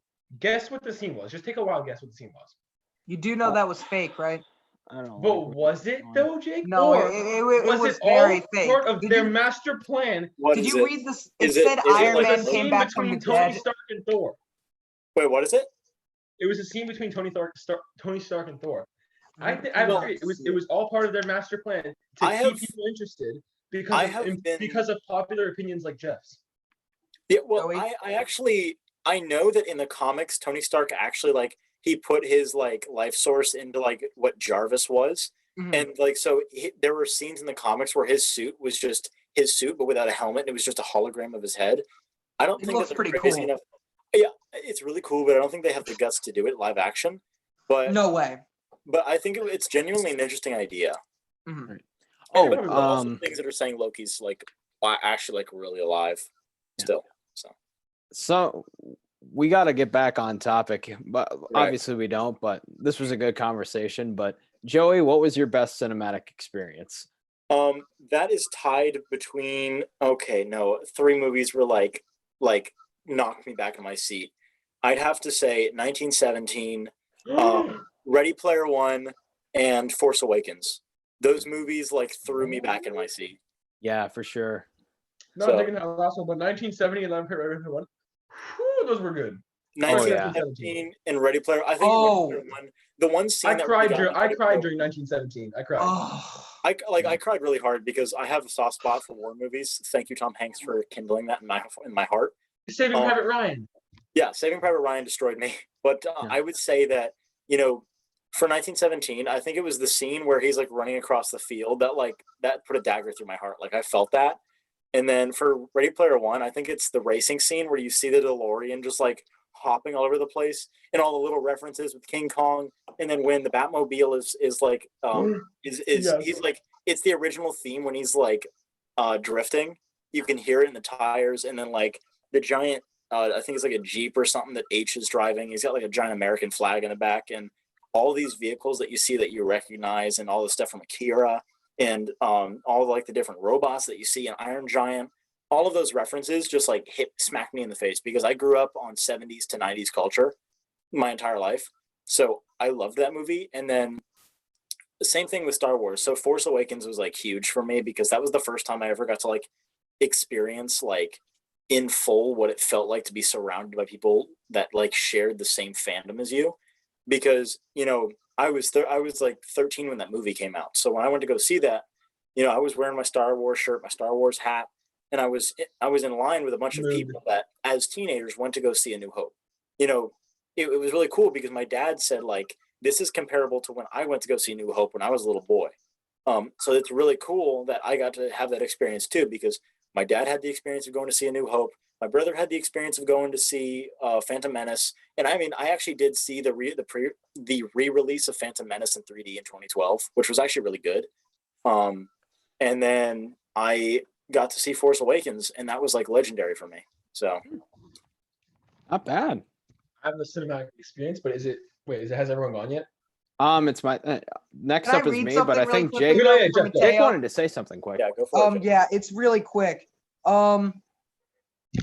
So just Mateo, I wanted to pull up the script and read it to you, and you can decide if it's real or fake. Oh crap! So Thor said, okay, wait. First it says, Thor says, "Doth mineth Ieth deceiveth me? No, the What? smoke clears, and before him, appears." Thor says, "Tony Stark," in bold highlighted letters. Tony says back, "Was up?" And then he's alive, perfectly normal, perfectly Tony. Thor says, "You're back." Tony says, "I, in the back, baby." I don't know what that means. Tony and Thor hug. Thor says, "But how? I saw you die." Tony says, "Science." Also, Thanos is back. Thor says, "Mother frigga, no." Beat. "So we're assembling again?" And Tony says, again, it's go time." Tony pushes a button on his Stark watch, and within seconds, suited up again. Iron Man is back, only this time the suit is covered in decals, all the flags of every nation. Tony, everyone who died is coming back, and this time we're avenging even more than ever.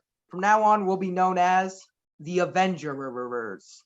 Thor smiles. For Tony, for Earth, for Asgard. Jake, you just smashed the argument by literally just reading off what it said. That's hilarious. I love Taika Waititi for doing that, though. It's incredible. Low-key, I would so watch that movie. I know. I would so watch that. We are the Avengers. Iron Man with like a really weird patriot, overly like. Yeah, dude. I swear. Well, I feel dumb. Cool. So, my best cinematic experience. Picture this: it's 2008. You are like me, and you've been a fan of Batman since as far back as you had memories. Don't say it. Mateo can definitely relate to this as much. Batman was my life. You're starting to hear all this talk about what could be the ultimate Batman movie known as The Dark Knight. You're hearing about this. Everyone's talking about it. It's the biggest movie you've ever heard about in your entire life. It surpasses Endgame just in the amount of hype because of how amazing it is. So you're 9 years old like me, and you want to see it, but your mom says, "We're hearing that it's super violent, so we don't want you to go see it. You're only 9." Then, come the day before the midnight release, your parents say, "Hey, why don't you go upstairs and take a nap?" And I'm like, "Well, don't you mean go to bed?" And they say, "No." And they hand you a little slip of paper, and it says, 2 tickets to see The Dark Knight in IMAX at midnight when everyone else is going to see it. So you bolt into bed, and then when you wake up, you get into your Batman costume, you go straight to the theater. All the waiters are dressed up like Joker. Everyone around you is dressed up like Batman. You sit in your seat and you watch in IMAX one of the greatest movies you've ever seen in your life. Dude. That, to me, nothing's ever going to top that. And I would pay, no joke, if I was able to see The Dark Knight in IMAX again, I would pay, no joke, up to 3 figures to see it. Wow. Yeah, I almost went to 1917 in my World War I German uniform because I was so excited for that movie. And so I was like legit about to, but I had a feeling that they'd probably weapons check me. So I just decided not to mess with that. 1917. I went revolutionary. so hard okay, so I'll tell you guys my best cinematic experience. It's similar to Jeff's, right? It's to go see a movie. But like, okay, I think I told Jeff this actually in our episode. You might have. Okay, oh no, I told you the second time it happened. First time this happened to me, I went to go see not The Dark Knight because I was a little too young at that point, but I went to go see Batman versus Superman, a movie I was equally excited for because I thought it was going to be good. I just wanted to see Batman kick the crap out of Superman because I had been defending Batman and arguing about his win my whole life. I've been defending Superman. That's me. That was me. Someone would say, "Oh, Superman could destroy Batman." I'd be like, "Okay, tell me how." He'd be like, "Oh, he'll just laser vision." If Batman didn't have prep time, Superman would whoop Batman's butt. But if no, Batman knew Superman was coming, into this, or I will destroy you. Anyway, so I got into my Batman costume that I made myself with cardboard armor plating and a fabric cape that I got from Fabricland, and I cut it up. I made this whole costume. Okay, I did a latex mold for the mask. Like, bro, anyway, I worked on this costume so much. I was so proud of it. I walked into that theater. And this soccer mom stands up out of her row and like walks up to me. And I'm like, am I about to get mugged? Is this what's happening right now? And I like grabbed my plastic batarang out of my thing and I hold it up for a sec. She stops and she looks down and she goes, I look up and I'm so scared. She's like, that is an awesome costume, young man. And I'm like, thank you. And she goes, did you make that? And I was like, yeah. And then she goes, well, can we take a picture with you? And I was like, wait, there's one of you. And then I look down, I look at her legs, and this tiny child emerges from behind one of her legs. I don't know why all the kids are so small, but like this tiny little boy emerged from her legs, literally like a foot tall, and like walks up to me and looks up and he goes, are you Batman? And I was like, I looked down and I'm like, I looked at the mom and she's like, yes, I'm Batman. I was like, yeah, I'm Batman. And the kid takes a picture and he like gets engulfed by my cape. Oh my god, it was literally the most amazing experience of my life. Then I sat next to them watching the movie. Dude, bro. That kid can officially say he watched a Batman movie with Batman because dude, exactly. That's like the fact that he didn't, and technically I didn't know Batman wasn't real either, right? Because I was still young. My brother was legitimately convinced he was Batman until I think the age of 12 or 13. For all I know, he could still be convinced he's Batman because when we were younger, my uncle told us on our birthdays that he was actually Batman. And my grandparents have a farm, so he took us around to all these, like secret areas that we didn't know about because we were very young. And so then he was like, one day I'll pass it on to you guys. And so then I think for a while, my brother legitimately was like, yeah, I'm going to be Batman one day. So. Yeah, okay. The day my parents told me that superheroes aren't real, I'll never forget that day because my mom re-explains it like a movie. The scene was set in the bathroom. I was about to brush my teeth and my mom walks in and sits me down, right? And she's like, hey, what do you want to be when you grow up? And this was my always answer, a superhero. How old were you? How old were you though? I was around. Okay, she can't remember, so she says from 5 to 7. I don't know. That's the age I'm going with it. And I say like always, whenever someone asks me that, I would say a superhero. And she goes, Mateo, here's the thing. You can't be a superhero when you grow up. And I was like, why? And she goes, well, it's because like they're not exactly real. And I was like, you can be a vigilante. That's what I was saying. Because I had the feeling she would tell me that because of superpowers. I was like, what about Batman? She goes, no, he's not. And I was like, you just need to train. I was like, but why? And she's like, well, they were made up for entertainment. And I was like, and I'm thinking like, what is this woman saying to me? Like, you're saying my entire life is a lie? So then she says that I didn't cry, I didn't yell, I didn't even look mad. She said I had a blank facial expression and I walked out of the bathroom and she said I didn't talk to her for a month. Like I out of like, basic like, can I have like food and stuff like that. She said I didn't like talk to her for a month. Jeez. Until she like asked me like what I was gonna be when I grew up, and I was like, because I've always been sarcastic and stuff, and I was like, well, not a superhero. Like that's a direct quote from me like a long time ago. That was like the most heartbreaking day of my life. Yeah. I'm trying to remember what I was gonna say. About like the feeling of like allowing somebody to like meet their favorite character in real life.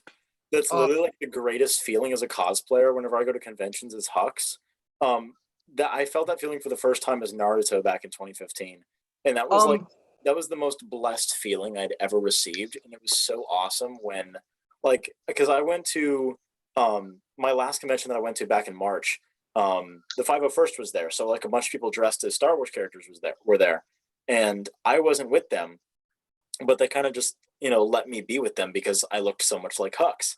And so the look on people's face, especially like little kids, when they get to see their favorite characters in reality is like the greatest feeling you can receive. And that's one of the reasons I love cosplay. So I remember I was pretty young and I went to my first convention. It was in Ohio and I had gotten this Nightwing costume. My mom had she was talking with this cosplay guy who like designed costumes. And like I was like a kid. And so she was trying to get him to commission to do like one of these Nightwing, like really nice Nightwing costumes for me. And she did. And so I'm at a convention and I'm with my best friend at the time. And we're walking around and I see, people are all taking pictures together. And I think it's really cool. And so I asked people to take pictures. And then so 3 years later, I moved to California. No one asked me to take a picture of my Nightwing costume, but now I do like a lot of Peter Quill cosplaying. And I dress up as Star-Lord a lot. And so I'm I don't even remember, it was a convention in California. I think it was Heroes and Villains Fest. And I went both days as Star-Lord and Nightwing. So that day was Star-Lord and a Spider-Man cosplayer who's older than me too. Like it was an older person. Like not too much older, probably like Joey's age at the time. Yeah. And he was like, dude, your Star-Lord costume's awesome. Can I take a picture with you? And I was like, oh, yes, please. And then we did. And it was like the coolest feeling in the world, just that there's such a cool community. And I know cosplay community has its problems, but there is a community of people who wants to like take pictures with each other and share each other's art. I just think it's really cool. That's why I really want to do Star-Lord. I mean, I have the facial hair for it. You could pull it off. And I have actually, look out on my TikTok. The next couple of weeks, I'm going to be dropping a lot of Star-Lord content. But like, I'll duet it as like a young Star-Lord if you make any like go for it. Duet it as Han. Like, I'll do it. I've got a bunch of videos that I plan on releasing. I'm Blue Beetle. My drafts are full, but like, I think the cosplays that I've done the most at conventions, I think I did 2 as Naruto, 1 as Kaneki from Tokyo Ghoul, and 2 as General Hux. And I mean, I cannot tell you and explain to you enough how amazing it feels when somebody walks up to you and asks to take a picture with you. It's it's the greatest thing ever, dude. Yeah. It's awesome. A feeling like none other. I actually remember in detail. I was at it's kind of hard to explain, but for one of my project planning class, we put together like a little cosplay contest for people who were kind of fans of anime, but it was really open to anyone. So there were people that were dressed up like Harry Potter characters and people dressed as anime characters. I went as the Joker. So it was in the middle of a public park and there were people in the public park not too far away. And a lot of them were kids. So because I was dressed up like Joker, a lot of people would come up to me and be like, "It's Joker." And I was like, "Well, hello there, kiddies." And it was, my God, seeing their eyes light up, like it was a great feeling. But then they kept harassing me and then it got annoying. For their life. But it happened to me at Comic-Con. The first time I went, my uncle surprised me with tickets to Fan Expo. I think I was either 14 or I think I was either 14 or 13. I was still in elementary school, and I remember being so excited. I saw this piece of paper, and I didn't really know what a ticket looks like because I'd never gone before. I just saw the word Fan Expo on it, and I was like, "Oh, cool!" Like, and they look.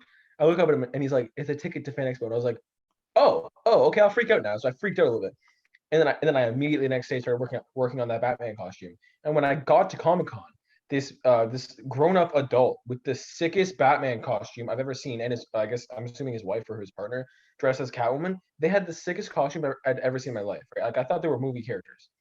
Mm-hmm. And they asked me to take a picture because I made the Batman costume and I made classic Deadshot for my brother. You know, the one with the white and the eyepiece and the arm gun and the yellow like target on his chest, stuff like that. I made that for my brother out of clothes we had and cardboard like that. And they asked us to take a picture. Mateo, as you're talking about this, my friend Riley just texted me and said, "Mateo's my new BFF." Let's go. He's already my BFF, but you guys can pretend he's yours. The thing is, I've called Mateo. Mateo, how many times over quarantine have I called? Oh my God, this kid calls me in the morning, and it's so funny because he'll be like, "Oh shit, sorry, did I wake you up?" Because I look dead always, and I'm always in my bed and I'm always lying down. But the truth is, I just don't sleep. So I can Just always calls me- be Joey and Jeff. I can always be your guys' wake up calls too. Just say the word. Jeff, I have your Joey's what? phone number, so watch Yeah. out Oh yeah, tomorrow. I keep Yeah. forgetting about that. So this Batman account, they asked me to take a picture, and my face just lit up. And my uncle, because I couldn't give an answer because I was too excited. So my uncle answers for me. He's like, "Yeah, guys, yeah." Like, so my uncle takes a picture. And this Batman is like literally like 7 feet tall, and I'm like 2 feet tall. I'm looking up, I'm like, Whoa. what's going on right now? Like, it's Yeah. just like it's so cool to have someone who you obviously know is better than you ask to take a picture with you.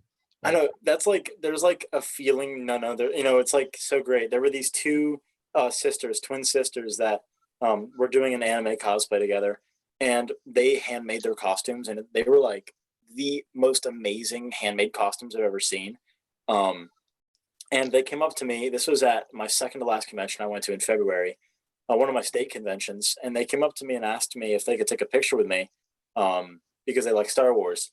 But the thing that I noticed is it's really difficult for me to do a straight face, like a serious straight face. So all of my Hux pictures look really forced. But Mhm. afterwards, I can see that. they asked me, hey, do you have a TikTok? And I said, yeah, I do. I'm actually right on my phone here. I was just checking it a second ago. And they just kind of look at each other and then look back at me and look back at each other again and look back at me. And then they're like, you're not the Hux, aren't you? I said, yeah, that's me. And so that was the first time that I'd ever been recognized in public. And it was really nuts because that convention was like 3 weeks after I'd started my account.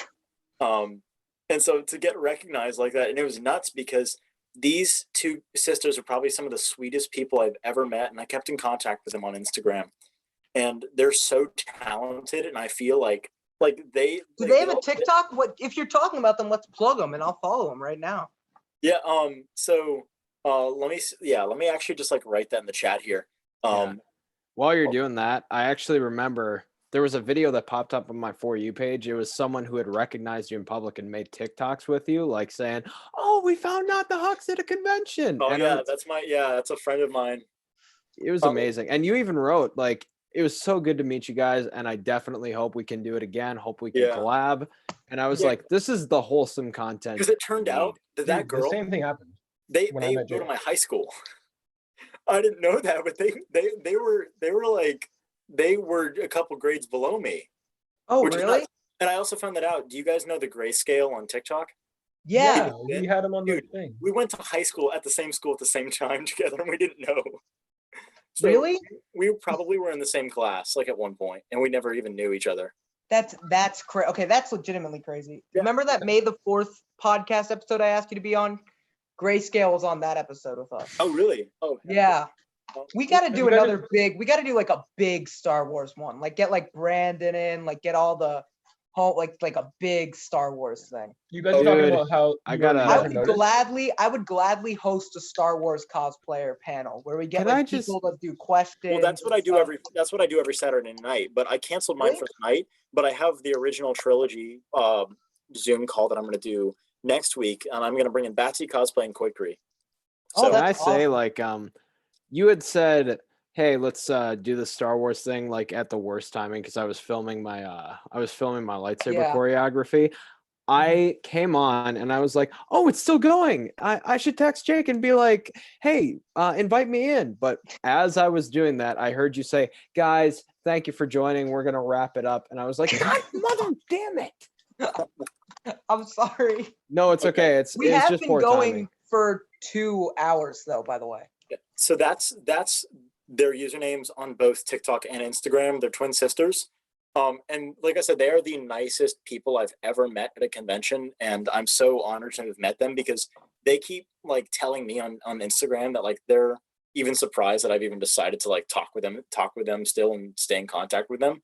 But Oh, yeah. legit, like looking at their stuff, I feel like I should be like the honor is all mine. Like these sisters are like some of the most talented people I've ever met, and they hand make a lot of their stuff, and it's just amazing. Like the amount of detail that and the kindness that some cosplayers still have. Because I gotta say, lately, especially like the cosplay, especially the Star Wars community, has gotten so cancerous that it really sucks. But it's people like these two sisters that have like rekindled my hope and my love for the community. But I really suggest that you guys go check them out because they are so nice. And I've That's taken pictures of them and they're on my Instagram as well. So that's the they're, number one thing I say about, like, sorry to cut you off, Jake, but Oh, that's no the thing worries. that's one of the things that I think is the best part about, like, kind of getting TikTok fame is getting people who respond to your stuff or duet Yeah. your videos or say, "Hey, I made this artwork of you. I hope that's okay." Or, "Hey, I used your audio. Is that all right?" Like, you do not need our permission. It's an Yeah. honor. I Like, put every And I single had time one we person. see something like that. I will not kid you. I had one person who I made. Do you remember when Ezra Miller and Grant Gustin crossed over? Like, even if you Yes. don't Oh, watch yeah. The Flash, that was like a pretty big deal. So I used that audio and I have a Flash suit, so I recreated it, like trying to be almost shot for shot, so that someone could duet it. And this person, the guy who had created the audio, which literally creating that audio is screen recording the scene, uploading it privately, and Yeah. then making the video. He Mhm. comments on it and goes, why didn't you give me credit for my audio? And I responded with, I think I should have given the CW credit for my audio because it's just like a recording of the show and Yeah. I used it. Plus it Like, I shows would you never, on like, screen. there are people who use my audios. I just take screen recordings and put those audios out. I Yeah. would never ask anyone for credit on an audio. Yeah. Like in my bio on TikTok, I literally say, and I can pull it up right now. It literally says, "Don't ask to duet, just do it. It's a free country." Just duet. That's Just literally my duet. bio. It's a free country. That's Yeah. the best pun. That's kind of Jeff how said it first. that's which I don't want to say like that's how I became famous, but that's how I kind of met a That's how lot I of became people who famous. I'm friends with on TikTok. Is like I duetted their stuff and they were like, Yeah. "Huh, I don't hate this guy." Yeah, And that's so how I made friends with Aaron, with Jay Gems. That's how I made friends with Denzo Colo, Young Soul. That's how I made friends with Batsy Cosplay, Dented Helmet. Because I did their, I duetted their videos. They reached out to me. I reached out to them. We became good friends, and we all still are. And it's such a tight knit community, and I love it so much that Jay there's still Gem, people that want to do that, that want to talk to people and reach out to each other. yeah. Jay Gems followed me back, and I reached out to her once, and I talked to her like a few times, a little bit more since. But she's like every conversation I've had with her, she's so like just like a really nice person. Yeah, You I guys are set, lucky Really as hell, nice and okay? genuine. I set up her Discord server, so we talked a lot, and then we were in a Yeah. couple alternate Star Wars AUs together. Mhm. And then we've just had some private conversations, and she's really, really nice. And I mean, I've had a couple deep convos with her, but I think like the person on that scale that I've probably had like the most contact with, I'd say, is probably like Denzo Colo. And I've been talking to Brett Ian since like I think he was at like 12K. That's when he started doing Kylo content. I was giving him advice and stuff like that, and he wanted me to like help him like reorient his page to like do more Star Wars stuff. And then I said, "Hey, the only advice I can give you is just enjoy doing it." And now he's about to hit 90K. So Yeah, I mean, like, I will definitely say the golden age of my account was like the Star Wars content era. I might need to have to go back to making content about it. yeah, But I know if you do my make Star account- Wars stuff, I can duet it. my account has. I need a totally- Star Wars character, and I'm definitely gonna do an Slow Anakin down. cosplay. I'm definitely gonna, or Kylo, Yeah, because The obvious thing is- reasons. is with Kylo Ren, you either you have two paths to choose with Kylo Ren. When it comes to like, or like not you choose, but what will happen, you either become really famous or you flop big time. There's no middle ground for Kylo Ren cosplayers because you either look exactly like him and cater to the sexual audience, or you do what you want and then flop. That's the reason that my account sped up and then slowed down. I got to 10,000 followers in a week. I got to 20,000 followers in 3 weeks, and then I got to 30,000 followers in a month and a half, and I've been stuck in the 30,000s ever since because I did not cater to that audience, and I never want to. So especially considering like I've been shadow banned so badly lately, like Yeah. an average video gets around 10,000 views, but I've had so many videos lately that get below that, and even worse, my special effects videos get like no views. Yeah, you know what? Which Your is a special effects bummer. videos, they deserve a lot more, okay? Because no one appreciates them except for like, at Julian filmmakers. Bass Like, and Josh VFX. Which, yeah, by the way, Joey, something I thought about doing was I thought about sending you the unedited version of my lightsaber video, just to like with all the sound effects and the music all synced up, and be like, go ape shit. make some effects, and just to see what you could do. Oh, I'd love to do that. Obviously, like I wouldn't give you a time frame or anything along those lines, but it'd be super interesting to see how you handle it. I'd love to do it. I haven't like choreographed. I haven't like edited a proper duel in a long time. Like I have little stupid duels that I've done with people, but nothing like a good little project. I haven't done anything like that in a long time. Send me your email and I'll send you the video so you can do I'm it. gonna cut in because I have a very interesting idea for how I'm going to take my content, and it's interesting. And I feel like I'm going to get like I've recently integrated myself as a part of. Oh, cool. Emails, Joey. That's perfect because if you ever want to collaborate on a script, I'm a frequent user of Google Docs too. Yes, sir. Google Docs is the best, dude. I hate Word. Dude, I do all my writing on so Google Docs. many of my I stuff. haven't used Google Word Docs is since the like best. 2012. Yeah. But what I was going to say, was my idea is to almost bring, if you've ever been on film Twitter, bring film Twitter to TikTok and start doing similar things that I would do with the audios, like with Star Wars, where I'd like, have a joke and then text over it. And instead I'd either take movies or directors or, actors even, and just like, do those audios and stuff, I guess. Something like that. I'm just gonna before this topic completely like leaves my mind.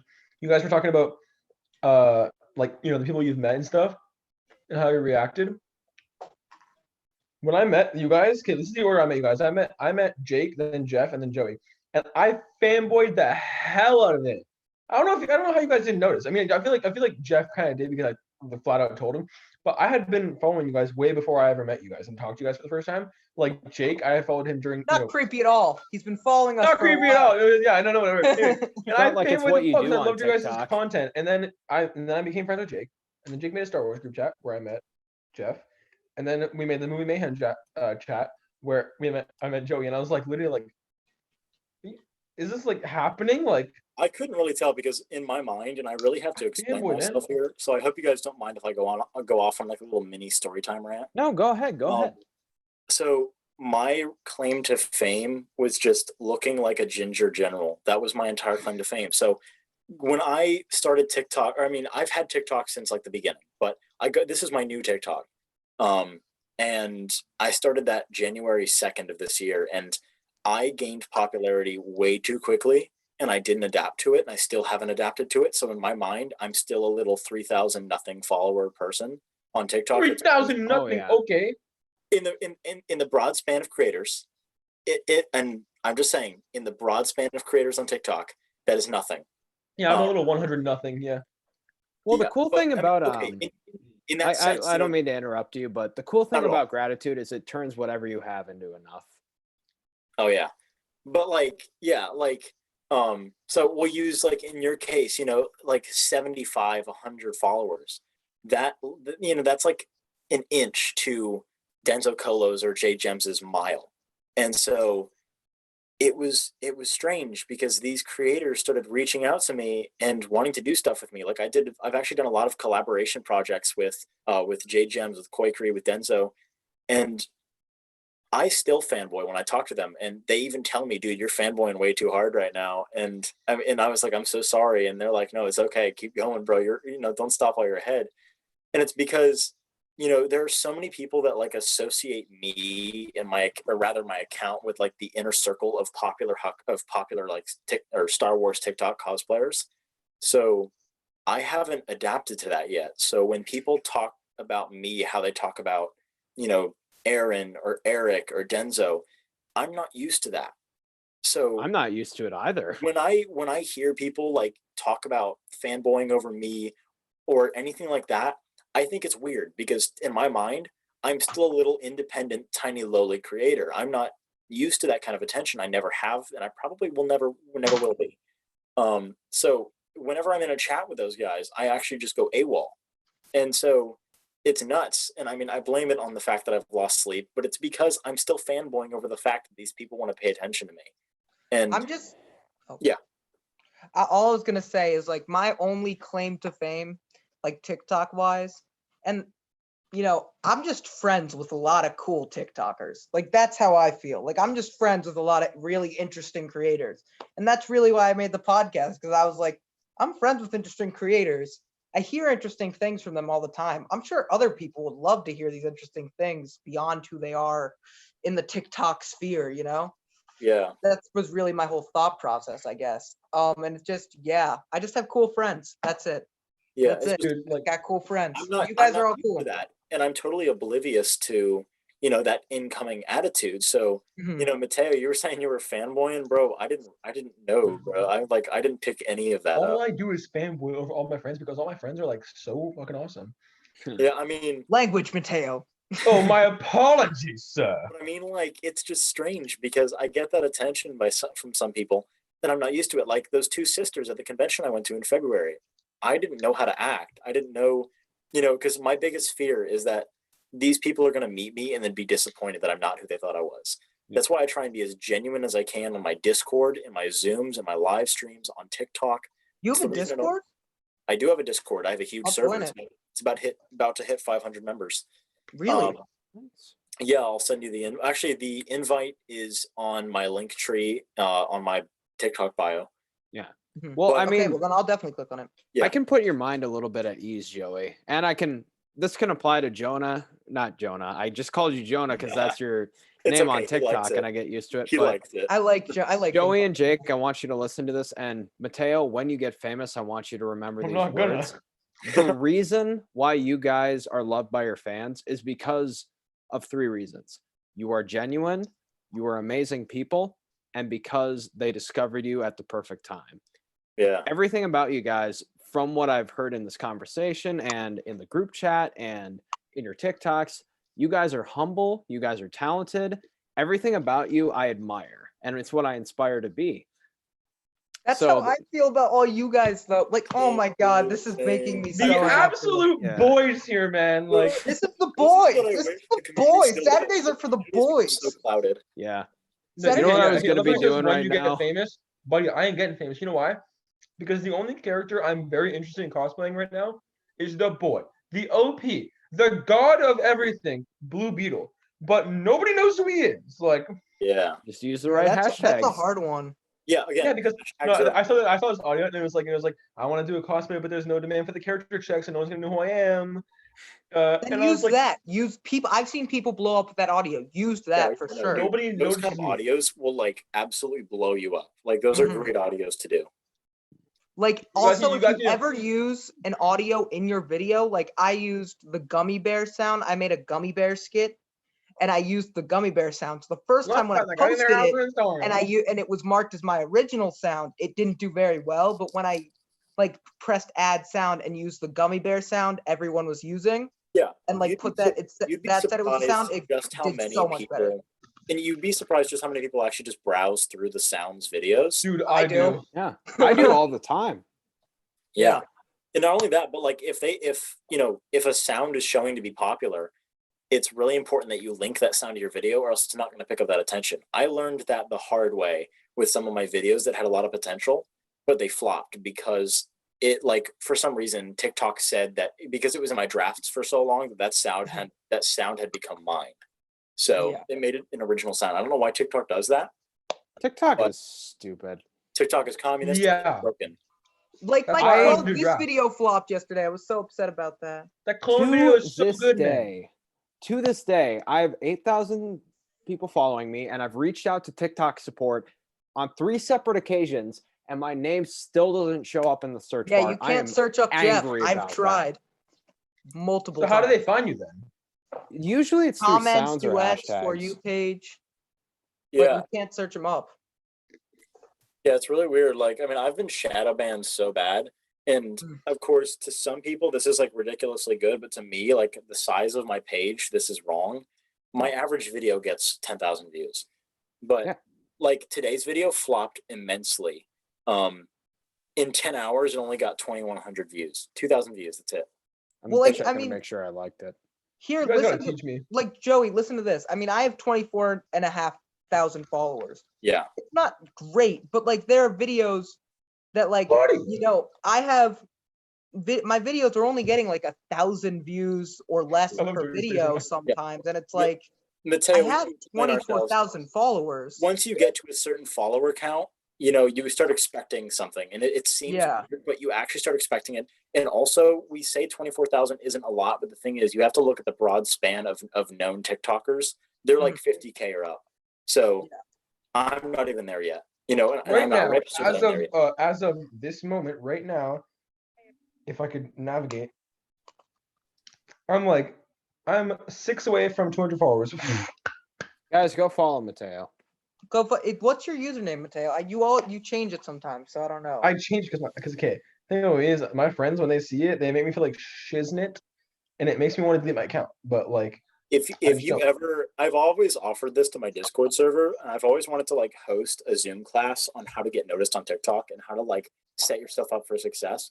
If I could give you a little crash course right now, it would be choose your hashtags wisely, set up a nice posting schedule, and choose a name that people can remember. My name came actually by accident. I wanted mine to be The Hux, but somebody was using it. So I said, not The Hux. And that was it, because I know, like I wanted something catchy like The Hoff for, David Hasselhoff, but I said The Hux, all right. But my name came out by accident because somebody else was using it. So yeah. By the way, I do actually have a hashtag that a lot of people are using that you need to avoid at all costs because it's making people shadow banned.